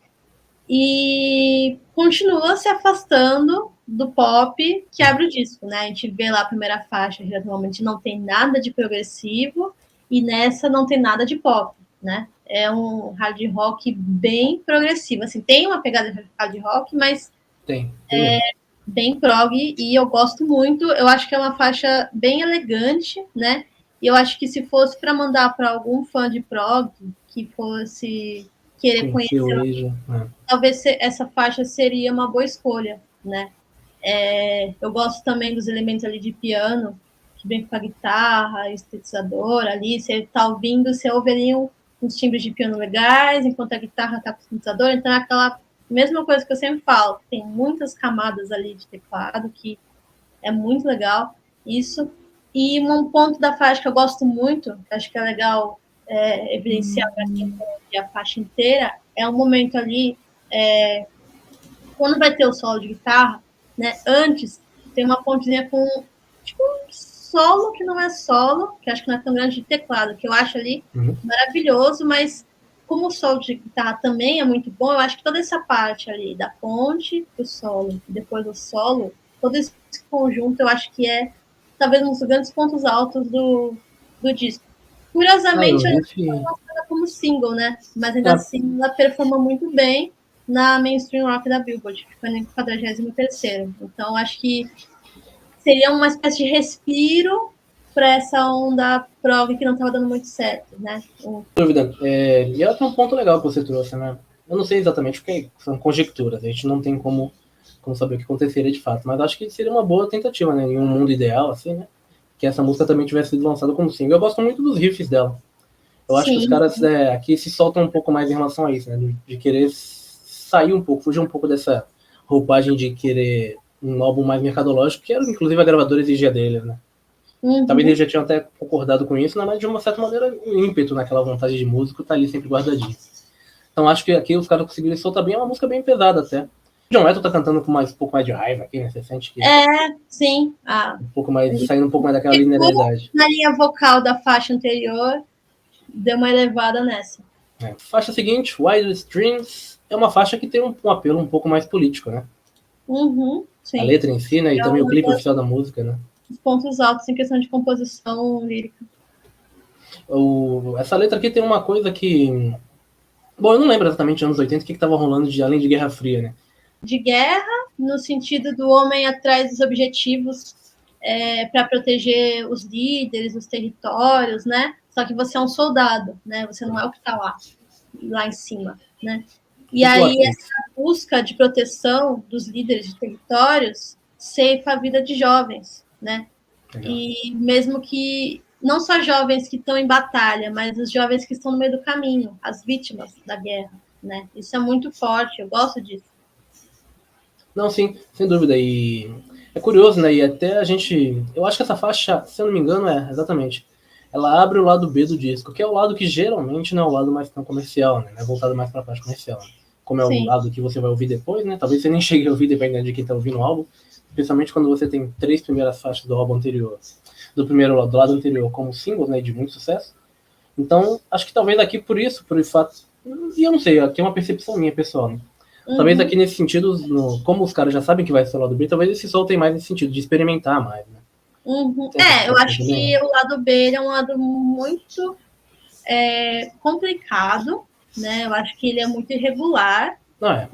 O lado B desse disco esquece, infelizmente. Não é nem um pouco. Não, eu acho que tem alguns pontos legais. Mas então eu digo, é um bom lado, são boas músicas, mas comercialmente falando.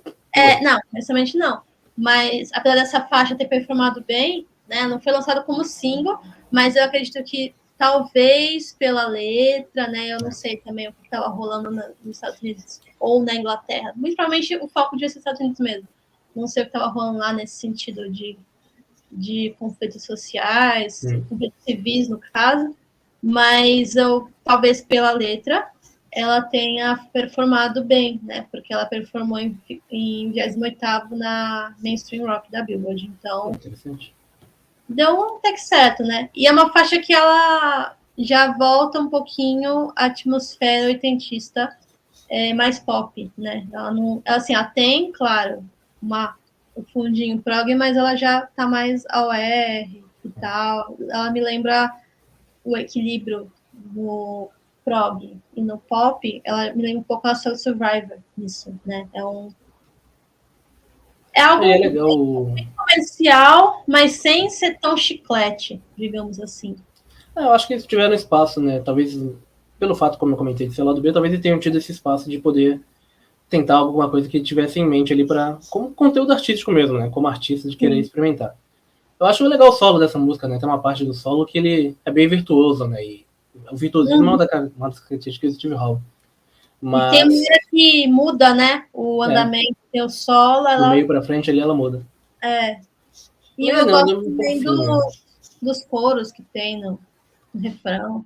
Faixa, eu acho que faz sentido reforçando a ideia da letra, sabe? Em outras faixas, às vezes acontece, é um sentido muito, não vazio, mas muito simplista, né? Do que está reforçando. Eu fazer por fazer. Tem uma letra tão forte, inclusive ela também tem um videoclipe, né? Que fala, que mostra o que está sendo passado, né? Tem várias imagens ali de guerra e tal. Eu acho que o coro ele deixa mais evidenciado mesmo a mensagem. Eu acho que faz muito sentido. Vale também destacar o trabalho de bateria do Cal Palmer nessa obra, né? Acho que está um pouco mais destacado, né? Na própria produção, né? E soa muito bem. O Cal Palmer era um... Oi, como é que você ia falar? Não, acho que até para essa sonoridade de voltar mesmo para um pop oitentista, acho que acaba trazendo esse destaque legal na bateria. E o Cal Palmer é um baterista bastante versátil, né? Você tem ele no Emerson Lake Palmer, que é uma banda que ele era naturalmente um dos 3 membros, um dos membros mais, obviamente, mais importantes. Então, ele tinha um certo destaque diferente do que ele tem no Asia. Curioso, né? A maneira como ele se adequa, de modo que ele não quer passar por cima de... Como eu disse no começo, né? Eu acho que é o cara do ego mais tranquilo da banda, né? Porque visível isso nas músicas. Particularmente também não tinha muito que provar nada pra ninguém, né? O cara já foi um dos maiores, se não o maior supergrupo que teve na música, né? Até então. Mas realmente é bem visível mesmo, como ele é o cara que... Assim, quando você ouve o álbum, o que você percebe? Que ali é uma treta de teclado e guitarra. O baixo, como eu falei, o baixo eu acho ele muito simples, muito assertivo. Então, o que destaca nesse álbum é o teclado e a guitarra, né? É nítido. Claro, o John Elton canta muito bem, e ele é vocalista, então você sempre vai prestar atenção no vocalista, mas é teclado e guitarra brigando, muitas aspas, né? Aí quando você começa a prestar atenção na bateria, você vê que ela está muito alinhada às linhas de baixo. Faz muito sentido. Tem momentos em que as faixas pegam mais pro lado mais pop, ou uma coisa mais animadinha, assim, que não é tão prog, sabe? Que você fala, nossa, olha essa virada de bateria, olha isso aqui, te chama atenção, mas de uma forma, assim, mais sutil, né? Mostrando ali em momentos específicos, claro, a técnica dele, que é incontestável, mas você vê que realmente não tem ego. o ego desse disco é muito o teclado e a guitarra. Não sei se você tem essa mesma percepção. Não tenho, percebo absolutamente. Eu colocaria também um fator aí importante, que é o temperamento do John Letton também, mas a gente pode falar sobre isso depois na frente, como a gente já pincelou por aqui. Mas musicalmente falando, sem dúvida. Sem dúvida, até porque dentro do vocal e baixo, né, tá ali porque é meio que não tem como tirar, tem que estar ali. Vocal especialmente, né? Então, claro. Você não vai competir com ninguém, não é um instrumento que... A voz não é um instrumento que vai competir ali, porque é um ícone ali essencial para que a música seja possível.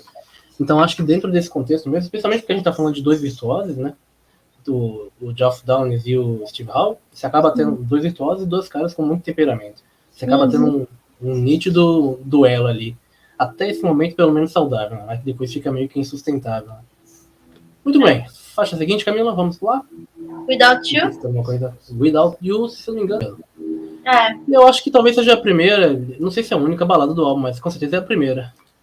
Você tem alguma opinião particular sobre ela? Então. É uma balada, né? Ela tem essa pegada bem forte de baladinha.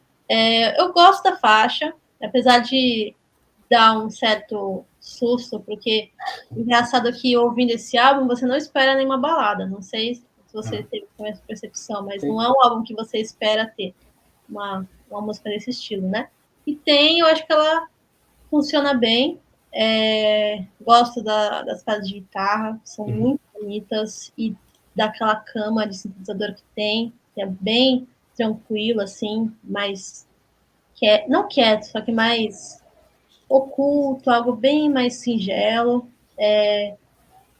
E assim, ela tem momentos de ponto alto, mas como eu falei, não é um álbum que eu esperava ter balada. Então, eles acabam me pegando um pouco, porque eu acho que quebra muito o ritmo, sabe, das faixas anteriores. Os solos são muito bons, eu acho que eleva bastante a faixa, sabe? Só que eu acho que os momentos de ponto alto da faixa, eu queria que fosse durante a faixa toda, sabe? Que eu acho que às vezes... que eu acho ela um pouco irregular. Tem umas barrigas, né? Tem umas barrigas. Exato. Eu acho que a melhor parte dela é dali mais ou menos do meio para o fim, sabe? Que eu gosto de como ela vira. Antes disso, eu acho que não tudo precisava. Então, é isso que acaba tendo esse conflito. Eu gosto da faixa da metade para o fim, mas até chegar à metade me cansa um pouco e pode ser até que eu pule. Então, acho que acaba tendo esse conflito para mim. Não sei se você sente a mesma coisa. Não, eu gosto muito da parte instrumental. Eu acho que a parte instrumental e ali durante o período do solo também, acho que a música soa bem, né? Soa bem regular. Agora, quando entram os vocais do John Letton, não sei, cara. Eu não tenho nada contra baladas, mas eu acho que ela tem que ser muito, muito bem elaborada para que não soe como um clichê, né? Tem muita balada que é água com açúcar, e essa, sem dúvida, nos vocais e na letra. Até o próprio nome da música, né? Without You. Muito clichê. Sim. Eu acho que não me pega. Me soa, é o tipo de música que eu escutaria ligando a Saudade FM ou alguma rádio aleatória domingo de manhã. Tem músicas que pra mim soam como domingo de manhã. Esse é o caso. Tirando a parte instrumental, é claro. A parte instrumental acho que é muito bem executada. Sim. Acho que merece um destaque, sim. Se fosse pra colocar, talvez, olha, acho até uma opinião polêmica, não sei, mas eu acho que essa música funcionaria mais efetivamente, mais produtivamente falando, acho que como uma música instrumental do que com necessidade de letras. Acho que eles poderiam ter arriscado por esse lado. Acho que seria válido ter uma música só instrumental, ainda mais de um grupo de grandes instrumentistas, né? Acho que até pelo próprio John ser um baixista, então ele não estaria perdendo nada se fosse instrumental. Eu acho que talvez seja essa a minha opinião sobre a música. Eu acho que ela funcionaria melhor só como instrumental. Mas como sabe como é que é? Vamos para Cutting Fine, é isso? Cut It Fine. Gosto muito dessa música. Eu acho que ela soa bem... Eu colocaria como a melhor faixa do lado B, com certeza. Eu gosto do refrão. E olha que eu sou um cara que tem um pouco de aversão aos refrões desse álbum, né? Refrões ou refrões? Eu nunca sei qual é o plural de refrão. Eu acho que é refrão. Refrões. Acho que eu vi uma polêmica a respeito disso aí. Desculpa, a gente fazer uma coisa à parte aqui, nada a ver com a questão. Mas aqui era sobre isso, né? Que acho que as três ou as duas maneiras são aceitáveis pela língua portuguesa. Refrões e refrões. Com refrões e refrões. Tá certo. Dois são certos. Mas então, acho que bem nessa faixa. Não tão enjoativos, não tão muito clichê, como todas as outras faixas que tem até então. E a linha de guitarra aqui, sem dúvida, é muito primorosa. Eu, como guitarrista, né, tenho um apreço, ou pelo menos uma atenção especial a questões de guitarra, né? Eu acho que ela soa muito bem. Tanto o timbre, né? O timbre dele tá muito legal. A guitarra tá agudinha, tá pontual ali. E o refrão. Talvez seja a música, não sei se é a música mais longa do álbum, deixa eu ver aqui. Mas é uma música longa, né? Então tem que ter uma certa paciência para poder ouvi-la. É a segunda mais longa do álbum. Ela tem 5. Não, quase isso. Tem 5:35 minutos. A mais longa tem a última álbum, faixa, que tem 5 minutos e 42. Mas eu gosto bastante. Acho que ela soa bem. Eu acho que ela figuraria tranquilamente no lado A. Mas até gosto que ela fique no lado B, justamente para trazer as pessoas para ouvir o lado B também, né? Também tem isso. Eu acho que você falou da guitarra, eu concordo plenamente. Eu gosto muito das frases. Eu gosto muito das viradas de bateria. Na verdade, eu acho que é uma faixa em que, talvez pela primeira vez, eu acho que tem muita harmonia em todos os instrumentos, sabe? Eu também gosto muito das pontuações de baixo, são muito assertivas, aquelas camadas de sintetizador também. E eu acho ela interessante porque ela também, igualmente anterior, só que mais elevado, ela também tem 2 momentos, né? Eu acho que ela tem uma primeira parte assim, um pouco mais pop, né? E depois ela dá uma caída. É uma loucura, né? A mudança que tem dentro dela. Oi? Não, é uma loucura mesmo, a mudança que tem dentro da música do minuto 3:30 ali pra frente. Depois da uma outra metade. música totalmente diferente. Fica um piano bem dramático, junto com uma outra camada de sintetizador mais sinfônico, e vai até finalizar, né? Depois tem uma bateria. Bateria não, né? Uma caixa, né? Que fica uma coisa meio fanfarra. Eu acho uma faixa realmente sensacional. Eu acho que é uma grande surpresa depois de algumas faixas assim, meio mais ou menos, né? Que vem. Sim. A gente teve um declínio ali no início do lado B, mas eu acho que o finalzinho do álbum tá aí pra salvar, né? Eu gosto muito das 2 últimas músicas, né? No caso, essa e Sim, eu também. A música que vem em seguinte. Here Comes the Feeling. Em seguida, que é Here Comes the Feeling, que a gente pode até engatar já falando sobre ela. Sim. Eu acho que, possivelmente, aliás, com certeza, é a segunda faixa do lado B que eu mais gosto, né? Porque ela soa, tem também a questão dos corais, eu acho que isso é uma marca registrada do Wade, acho que não vai dar pra fugir, né? Tem a questão dos corais que se repetem muito, etc. Mas eu acho que ela soa bem justamente por isso, né? Porque tem um equilíbrio muito grande, né? Não sei se. Eu acho que ela retorna pro pop, né? Meio. Eu sinto muito dela eu sinto um feeling dela muito de Here at the Moment, não sei se você também dá essa sensação. Sim, dela eu ali, também uma coisa meio popinha. Ela essa retornada mesmo. Acho que a marcação de bateria, né? Também é marcada na bateria, bem marcada no começo. Eu acho que é até interessante dela começar, o álbum começar com uma faixa pop, ter esse meio prog, né? Mais leve, ou um prog mais puxado pro prog mesmo, e finalizar com não soft rock, mas tipo um pop mais leve, não sem fazer muito pensar, né? agradável, mais palatável, mais comercial, né? Para fazer o álbum acabar.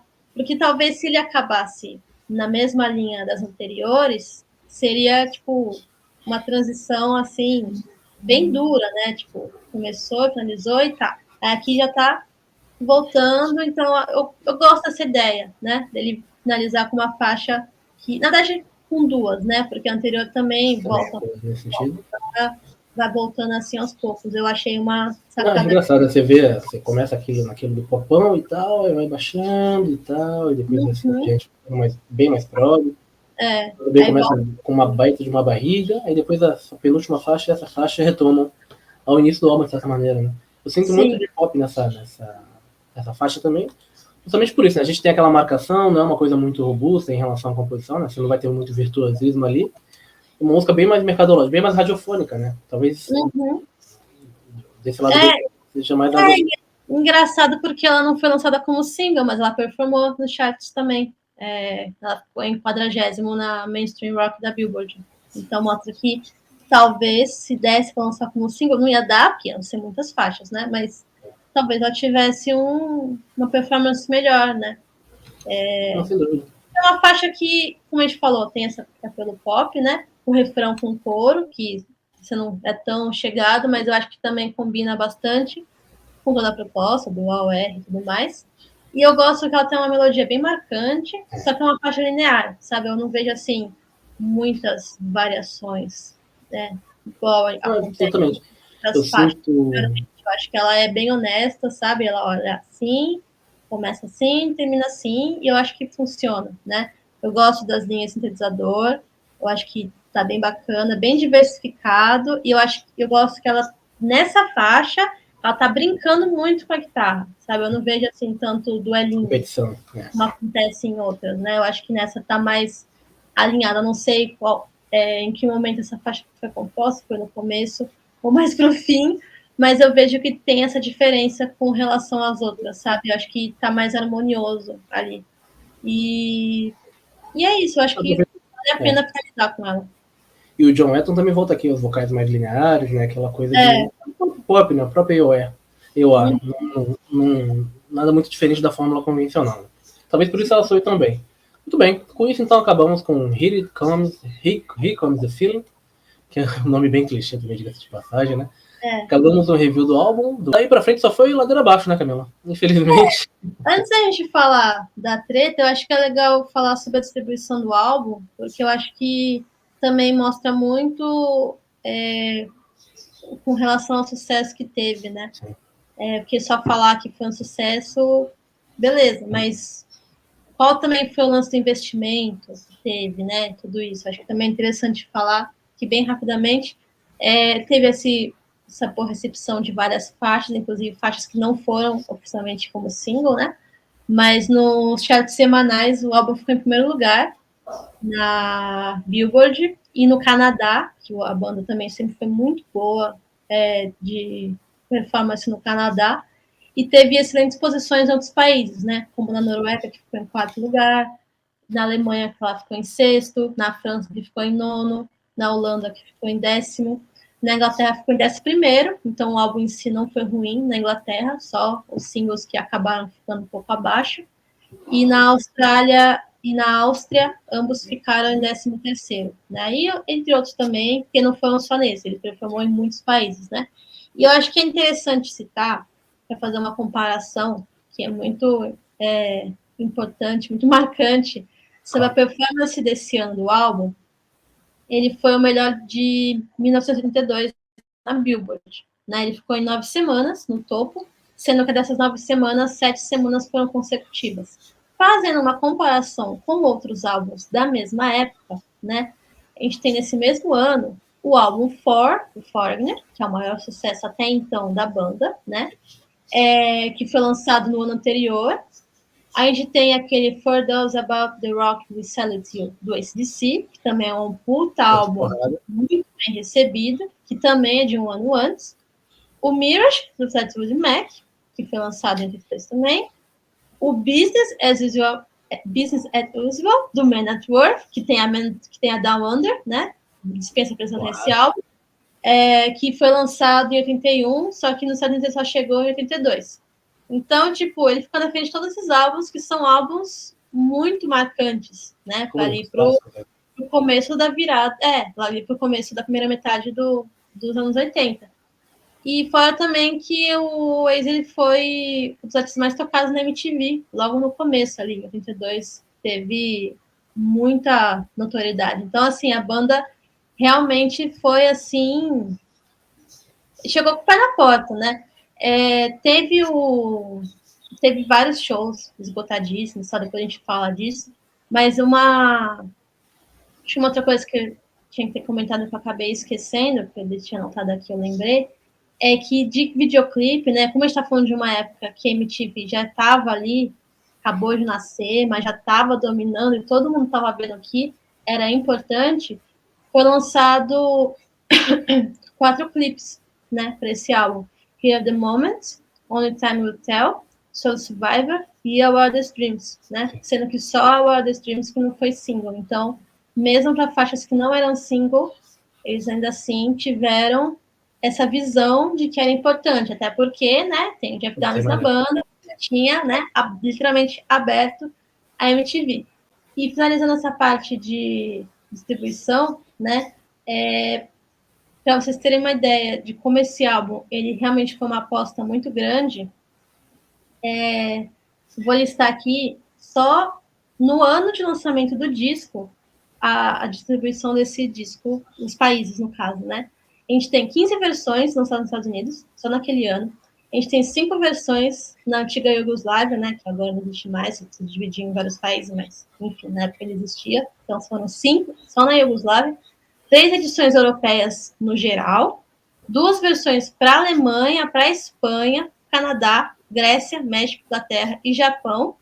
Uma versão para a Argentina, para a Itália, aqui no Brasil, foi lançado no mesmo ano de lançamento. Colômbia, Venezuela, Portugal, África do Sul, Irlanda, Coreia do Sul, Turquia, Zimbábue, Costa Rica, Peru, Bolívia, Austrália, Nova Zelândia, Índia e Hong Kong na China. Então, eles realmente, se não desse certo, ia ser um grande problema, porque eram músicos muito bons, com nome, uma distribuição gigantesca, que esses álbuns aqui foi só no ano de lançamento, né? Depois, nos outros anos, já foram para outros países, outros, quando tiveram lançamento e tal. E a distribuição foi enorme, né? Realmente não tinha tudo para dar certo, e deu. Uma curiosidade, né, que já vai chegar na parte das tretas, na verdade você vai falar mais, porque eu não estou tão bem inteirada, mas só uma curiosidade, a gente tem no imaginário aqui do Brasil, lá fora também, mas aqui no Brasil, a gente acabou conhecendo muitas bandas de AOR por conta daqueles comerciais de cigarro, né?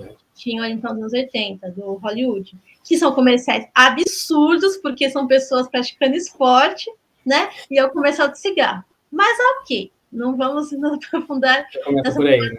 Entre outras coisas, quanto a questões machistas e etc. Que aconteceu um pouquinho bastante nos anos 80. Mas beleza, vamos pegar só o lado bom, que foi a gente ter tido muitas músicas por conta desses comerciais. E aí depois que as músicas acabaram viralizando aqui no Brasil.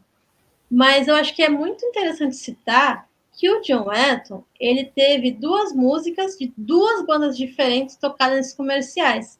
A Here the Moments e a Dear of Our Love, do projeto Phenomena 2. Então, o cara que é uma música que acho que todo mundo conhece, inclusive fica aí a curiosidade de que o refrão não é uma mulher, viu? É um cara que faz o I Remember. Muita gente acha que é uma mulher. No Brasil, talvez no mundo também, mas eu não conheço como que é a visão lá de fora dos comerciais, das músicas, enfim.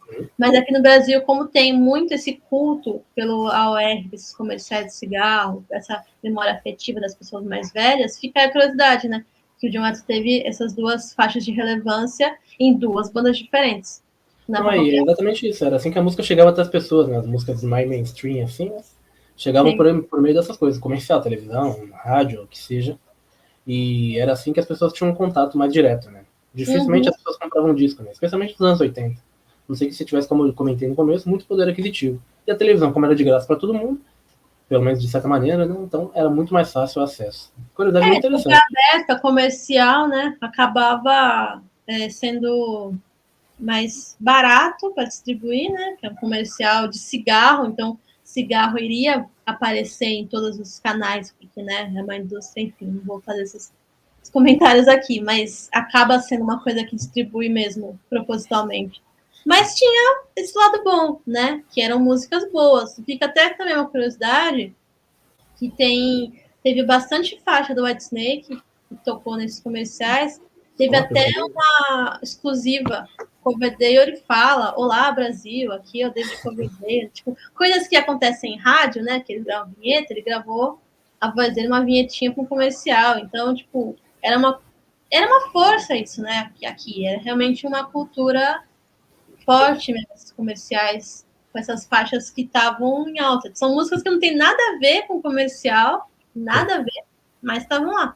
Mas até aí, no Brasil, as pessoas não falam inglês, então acabam não fazendo diferença. Que a gente vai falar um pouquinho sobre como foi o caminho da banda depois desse álbum, né? A gente sabe que foi o álbum mais vendido da banda, com certeza um álbum que foi muito bem sucedido, e aí, como a gente falou, não sei o quanto disso foi da pura eficiência, com certeza a maior parte, mas o segundo disco, o Alpha, se eu não me engano, deixa eu só ver aqui, isso mesmo, Alpha, de um ano depois, 83, foi muito pior do que o primeiro álbum. Não vendeu nem 2 milhões direito. Isso ligou uma... Aliás, a gente tá falando de uma época que para uma banda ter sucesso, você tinha que vender no mínimo mais de 10 milhões. Então, isso despertou para a gravadora, como eu disse, né? Era uma gravadora nova, precisava de grandes artistas. Só uma anotação. Tem um vídeo do Palheta, do Foreigner, que eu gravei com o Kelvin, inclusive vocês gostam do Kelvin. como não gostar do Kelvin, né? Vão, assistam lá, porque é bem legal. 2h30 eu quero conversando. Mas, enfim, esse negócio que você falou sobre lançamentos dos álbuns sempre precisarem ser muito altos, um ponto interessante é que a gente cita os 4 primeiros discos do Foreigner, né? E o terceiro disco, acho que se não me engano, o terceiro disco, ele vendeu aquém do anterior, né? Isso foi uma luzinha amarela para a gravadora. Só que eu não lembro agora o valor de venda, mas assim, foi um valor super alto. Mas por ser inferior, por ser o Foreigner, era algo ruim, né? A gente está falando do terceiro álbum da banda, né? Antes do quarto, que é o de maior sucesso até então. Então, lá a gente exemplifica melhor e tal, mas é muito doido, porque como são músicos muito consagrados, no caso do Waze, né? A gente espera que o segundo álbum seja algo muito além, ou pelo menos, sei lá, alguns milhares de unidades a menos, não milhões, né? Então, se para bandas que já estão grandes, como no caso do Foreigner naquela época, aquela quantidade que já era um valor muito alto foi ruim, você imagina no Waze, né? Que vendeu lá um valor estupendo, primeiro álbum, aí chega o segundo, é um valor ridículo, né? Porque em comparação, né, vários problemas que acabaram acarretando isso. Então, você vê como, no fim, é muito cruel essa indústria de que você precisa fazer um álbum e vender pra cacete, porque senão você é um fracasso. Sendo que, no fim, tinha que ser apenas, tipo, lança o álbum e beleza, né? Mas como tudo acaba gerando de dinheiro, é óbvio, mas essa é uma reflexão, como toda essa pressão acaba matando a coisa artística da coisa, né? Porque você acaba tendo que vender pressão de... Eu não sei dizer exatamente o que causou o álbum ser tão ruim nas vendas, né? Tipo, tecnicamente, assim, então, parei para ler. Mas, no geral, quando a gente vê álbuns, aliás, quando você vê bandas que têm membros bons, mas lançam o primeiro álbum bacana, você vê que o segundo álbum foi algum fiasco, foi, enfim, N motivos, mas você vê que no fim, né, é tudo dinheiro e acaba matando muito esse lado artístico das pessoas, né, porque era só para gravar e ser feliz. Tudo bem que eu entendo que o Waze é um supergrupo e a pressão é muito maior, mas a gente acaba voltando naquilo que a gente tinha falado antes, no fim são pessoas também, né, pessoas com sentimentos, seja eles sentimentos bons ou ruins, mas pessoas que ficam felizes com elogios, ficam tristes com críticas, ficam nervosas com pressão, enfim. Então, o pessoal acaba esquecendo que são pessoas reais ali, ficam achando que são robôs que estão em estúdio gravando e que nunca vão errar, nunca vão se exceder, enfim. Exatamente. Não, e aí, esquecerem que são realmente pessoas ali fazendo esse trabalho. Não, e até comentando sobre isso que você falou de não entender bem, né? Porque uma banda vai de 40 milhões para 2, 1,5 milhão. Bom, nem os próprios músicos também entenderam, viu, Camila? O próprio John Letton comenta numa entrevista que ele acha que, bom, não tem nada muito certo, mas ele acha que uma das razões é o fato de que a gravadora quis um disco novo, de tanto sucesso quanto, mas muito rápido. Exigiu que eles fizessem um novo álbum de tanto sucesso quanto o mais rápido possível. E claro, né, quando você está falando de artistas, especialmente de artistas tão renomados, né, que tem uma pressão muito grande já em cima deles por conta disso, você acaba pressando o trabalho desse cara, não vai ser uma coisa boa, né? Então, os próprios músicos não estavam satisfeitos com o trabalho que foi entregue por eles no segundo álbum. Isso muito possivelmente também teve relação com o declínio e a qualidade, do declínio da qualidade e o declínio da banda para o segundo trabalho dos trabalhos seguintes, né? Claro que os trabalhos seguintes também foram influenciados, e aí a partir do terceiro trabalho, com a mudança muito grande de membros que teve, né? Uma banda que, infelizmente, não teve tanta solidez nos membros. Por exemplo, se a gente pensa em bandas longevas e que tiveram uma formação única e muito mais estável, por exemplo, a gente vai lembrar do progressivo especificamente, a gente vai lembrar de Rush, a gente vai lembrar de...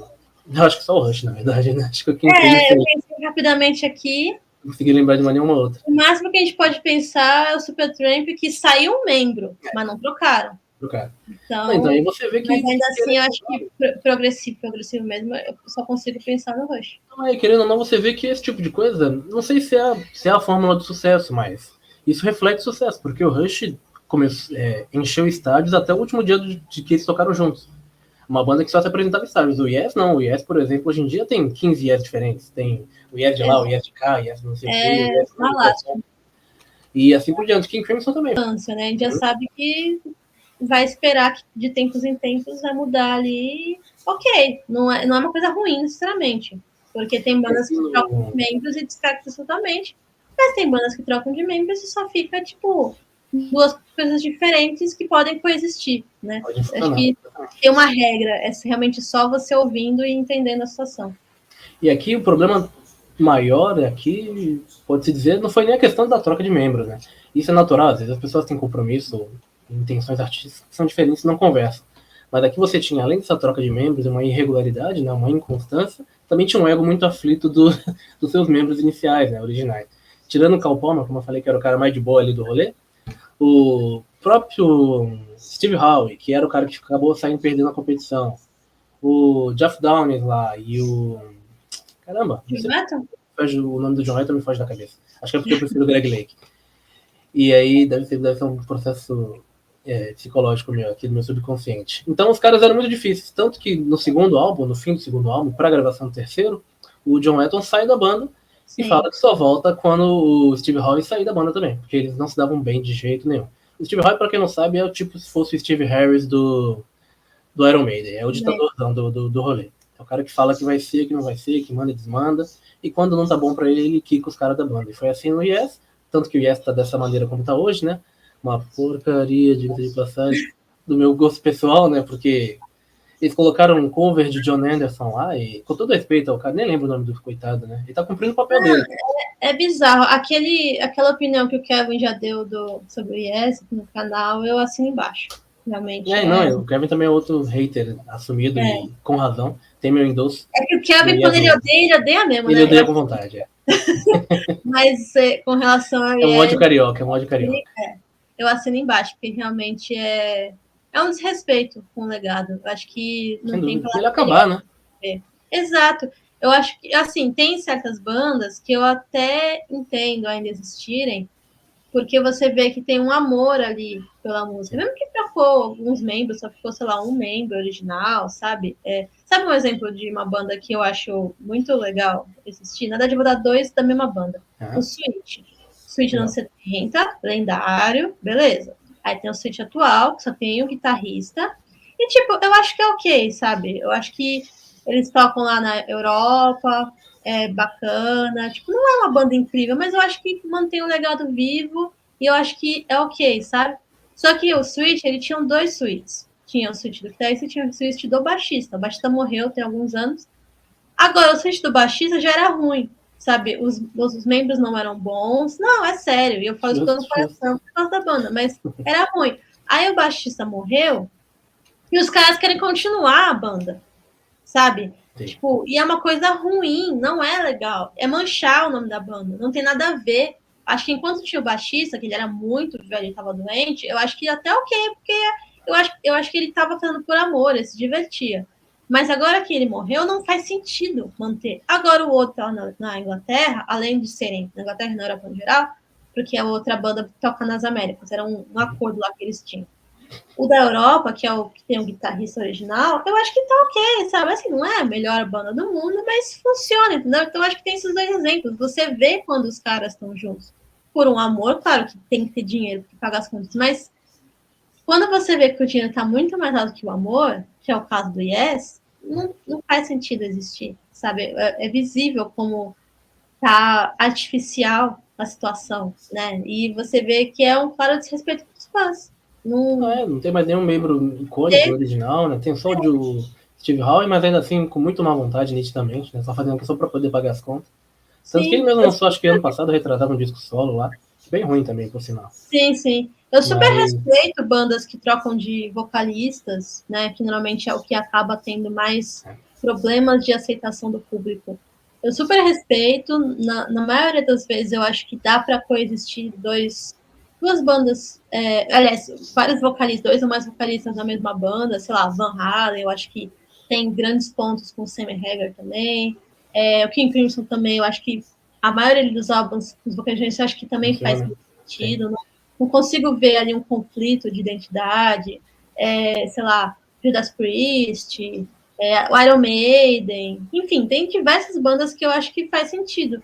Mas é isso, né? Quando você vê que o profissionalismo e o amor tá ali, tá ok. Agora, quando você tipo... vê que tá forçada a situação, uma reunião, tal, não Não, eu dá. acho muito bizarro esse negócio de você sair, formar um supergrupo e esse supergrupo mudar depois. Tipo, o Emerson, Lake e Palmer, não ser mais o Emerson, Lake e o Palmer. Não faz sentido isso, Nem entendeu? é ruim o Emerson Lake É uma boa banda, mas não é a mas banda, não é o LP.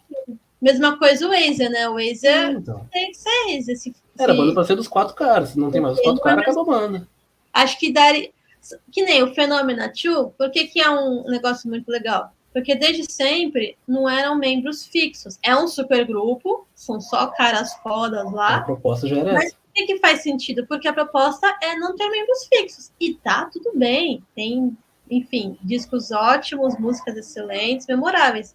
Porque é um bom formato, né? Sim. Você vai poder trocar os seus membros e vai manter a proposta. Você vai sempre chamar músicos consagrados, você vai manter o nome disso, o título de supergrupo e vai dar certo. Agora você pega o Wazer, você começa a mudar os membros e começa a botar músicos que não são consagrados, então você perdeu um pouco ali o título. Ou, assim, o que daria para a gente pode pensar nisso, né? Ou esse título de supergrupo não era o que eles queriam desde o começo, o que eu duvido.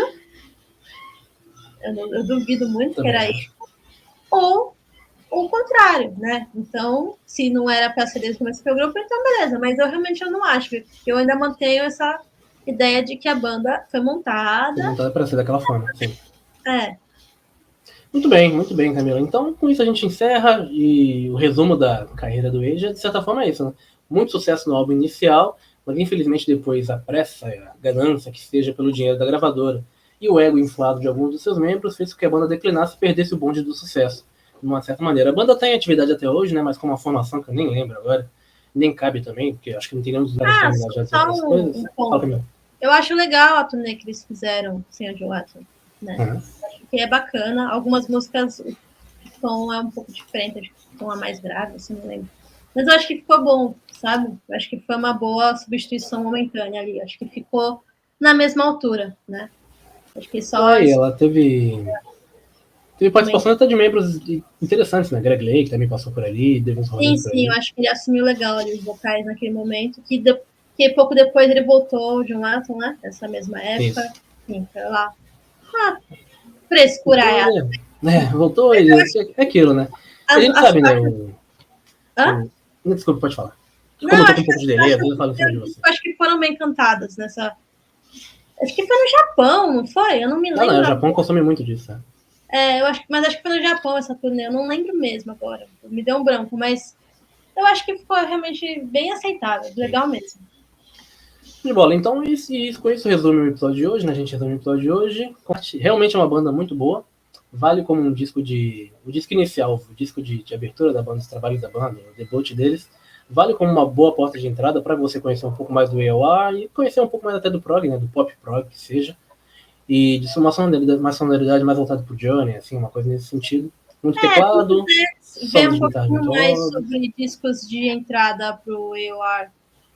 Tem um vídeo que eu fiz do Journey no Planeta Musical, que além de falar sobre o Infinity, eu ainda dou algumas dicas no final. Acho que são 5 discos, não me lembro direito, faz um tempinho que eu gravei, mas é mais para essa introdução do AOR dos anos 70, né? Porque o do anos 80 tem essa pegada desse álbum, mas também acaba indo para o outro lado. Eu acho que esse do Wazer, ele tem uma mescla entre o AOR 70 e 80. Acho que talvez por ele ainda ter muito do rock progressivo, ele ainda está dentro do AOR setentista, né? Que era inicialmente, não necessariamente a proposta, porque não foi uma coisa criada, né? Foi meio que surgindo, uma necessidade momentânea, assim, que vários músicos entenderam. Mas para quem quer conhecer, né, esse disco com certeza é muito bom, mas lá também tem outras dicas bacanas, quem quiser acessar. Eu vou deixar também nos comentários junto com alguns dos links do canal. Isso que eu ia te pedir, para você passar seus contatos aí, como o pessoal te acha, porque a gente já está finalizando o episódio, e esse é o momento de quem está aqui até agora, né? Espero que bastante gente, Deus me ouça, que anote os recadinhos aí que a gente reforçou no começo do episódio, né? De procurar a gente nas mídias sociais aí, Instagram, Facebook, YouTube, podcasts, etc., e também procurar você. Claro, Camila, eu queria agradecer a sua presença aqui no episódio de hoje. A gente comentou inicialmente, né, que seria 40 minutinhos de papo, mas a gente está aqui às 2h30 quase também. Então a coisa vai se estendendo, e isso é bom, né? Sinal que a gente gosta do assunto, né? É um assunto muito gostoso de conversar. E queria pedir para você deixar também, caso você queira, um recadinho final, os teus contatos, como você falou, vai colocar aqui na descrição. O espaço é teu, amiga. Eu quero agradecer o convite, né? Que inicialmente foi do Kelvin, né? Na verdade, eu vou expor aqui o Kelvin. Ele falou: Camila, a gente quer fazer um episódio sobre Laser, mas como eu odeio esse álbum, não vou participar. Foi muito mas pilantra, hein? Eu falei, não, bora, com certeza. Acho que é um álbum. Faz muito tempo, né? Que eu e ele a gente brinca muito, porque ele não gosta, eu gosto e tal. Que é aquilo que a gente fala, né? Quando o Kelvin odeia, ele odeia com força. É engraçado. Mas, enfim, piadas à parte, é um álbum que eu gosto bastante. Acho que toda essa parte do AOR, né, AOR, enfim, cada um pronuncia de uma forma.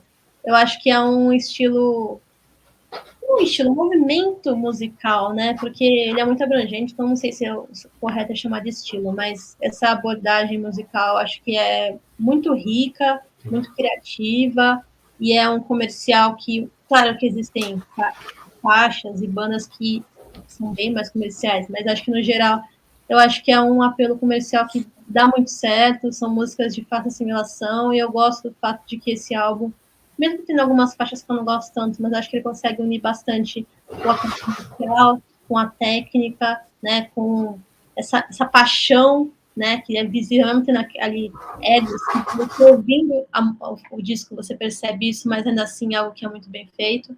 Então, acho que foi um dos motivos que eu quis muito vir, né, falar porque eu gosto desse disco. Espero que vocês tenham gostado, opiniões que eu dei a respeito e tudo mais. E quem quiser ver mais algum conteúdo que a gente faz lá no Poeta Musical, fiquem à vontade, né? Eu fiz a indicação do Journey e do Foreigner, que acaba casando um pouco com o que a gente falou aqui, né? Porque são ambas bandas de AOR, tem essa pegada também, às vezes, prog, mas a gente também tem vários outros conteúdos lá, a gente também fala de heavy metal, a gente fala de MPB, tem muito de rock progressivo, que normalmente é a Ellen que faz. Então, acho que no mais é isso, eu agradeço bastante o espaço, foi um prazer estar aqui. A gente, como você falou inicialmente, você falou de 40 minutos, mas eu já sabia que não ia acontecer, porque, enfim, os assuntos vêm, surgem, a gente se empolga, fala de bastante coisa, mas é isso. Vejo a hora de voltar para o terceiro vídeo do canal. Com certeza não vai demorar muito tempo. Você sabe que você é muito bem-vinda, Camila. E assim que possível também a gente vai fazer um mashup aí dos dois canais, uma live em conjunto, alguma coisa nesse sentido. Uma coisa que a gente pode trabalhar nesse ano de 2023. Nossa, muito obrigado aqui em nome do meu nome, do Kelvin, do Leandro. Mas com certeza é muito bem-vinda, não tenha dúvida disso.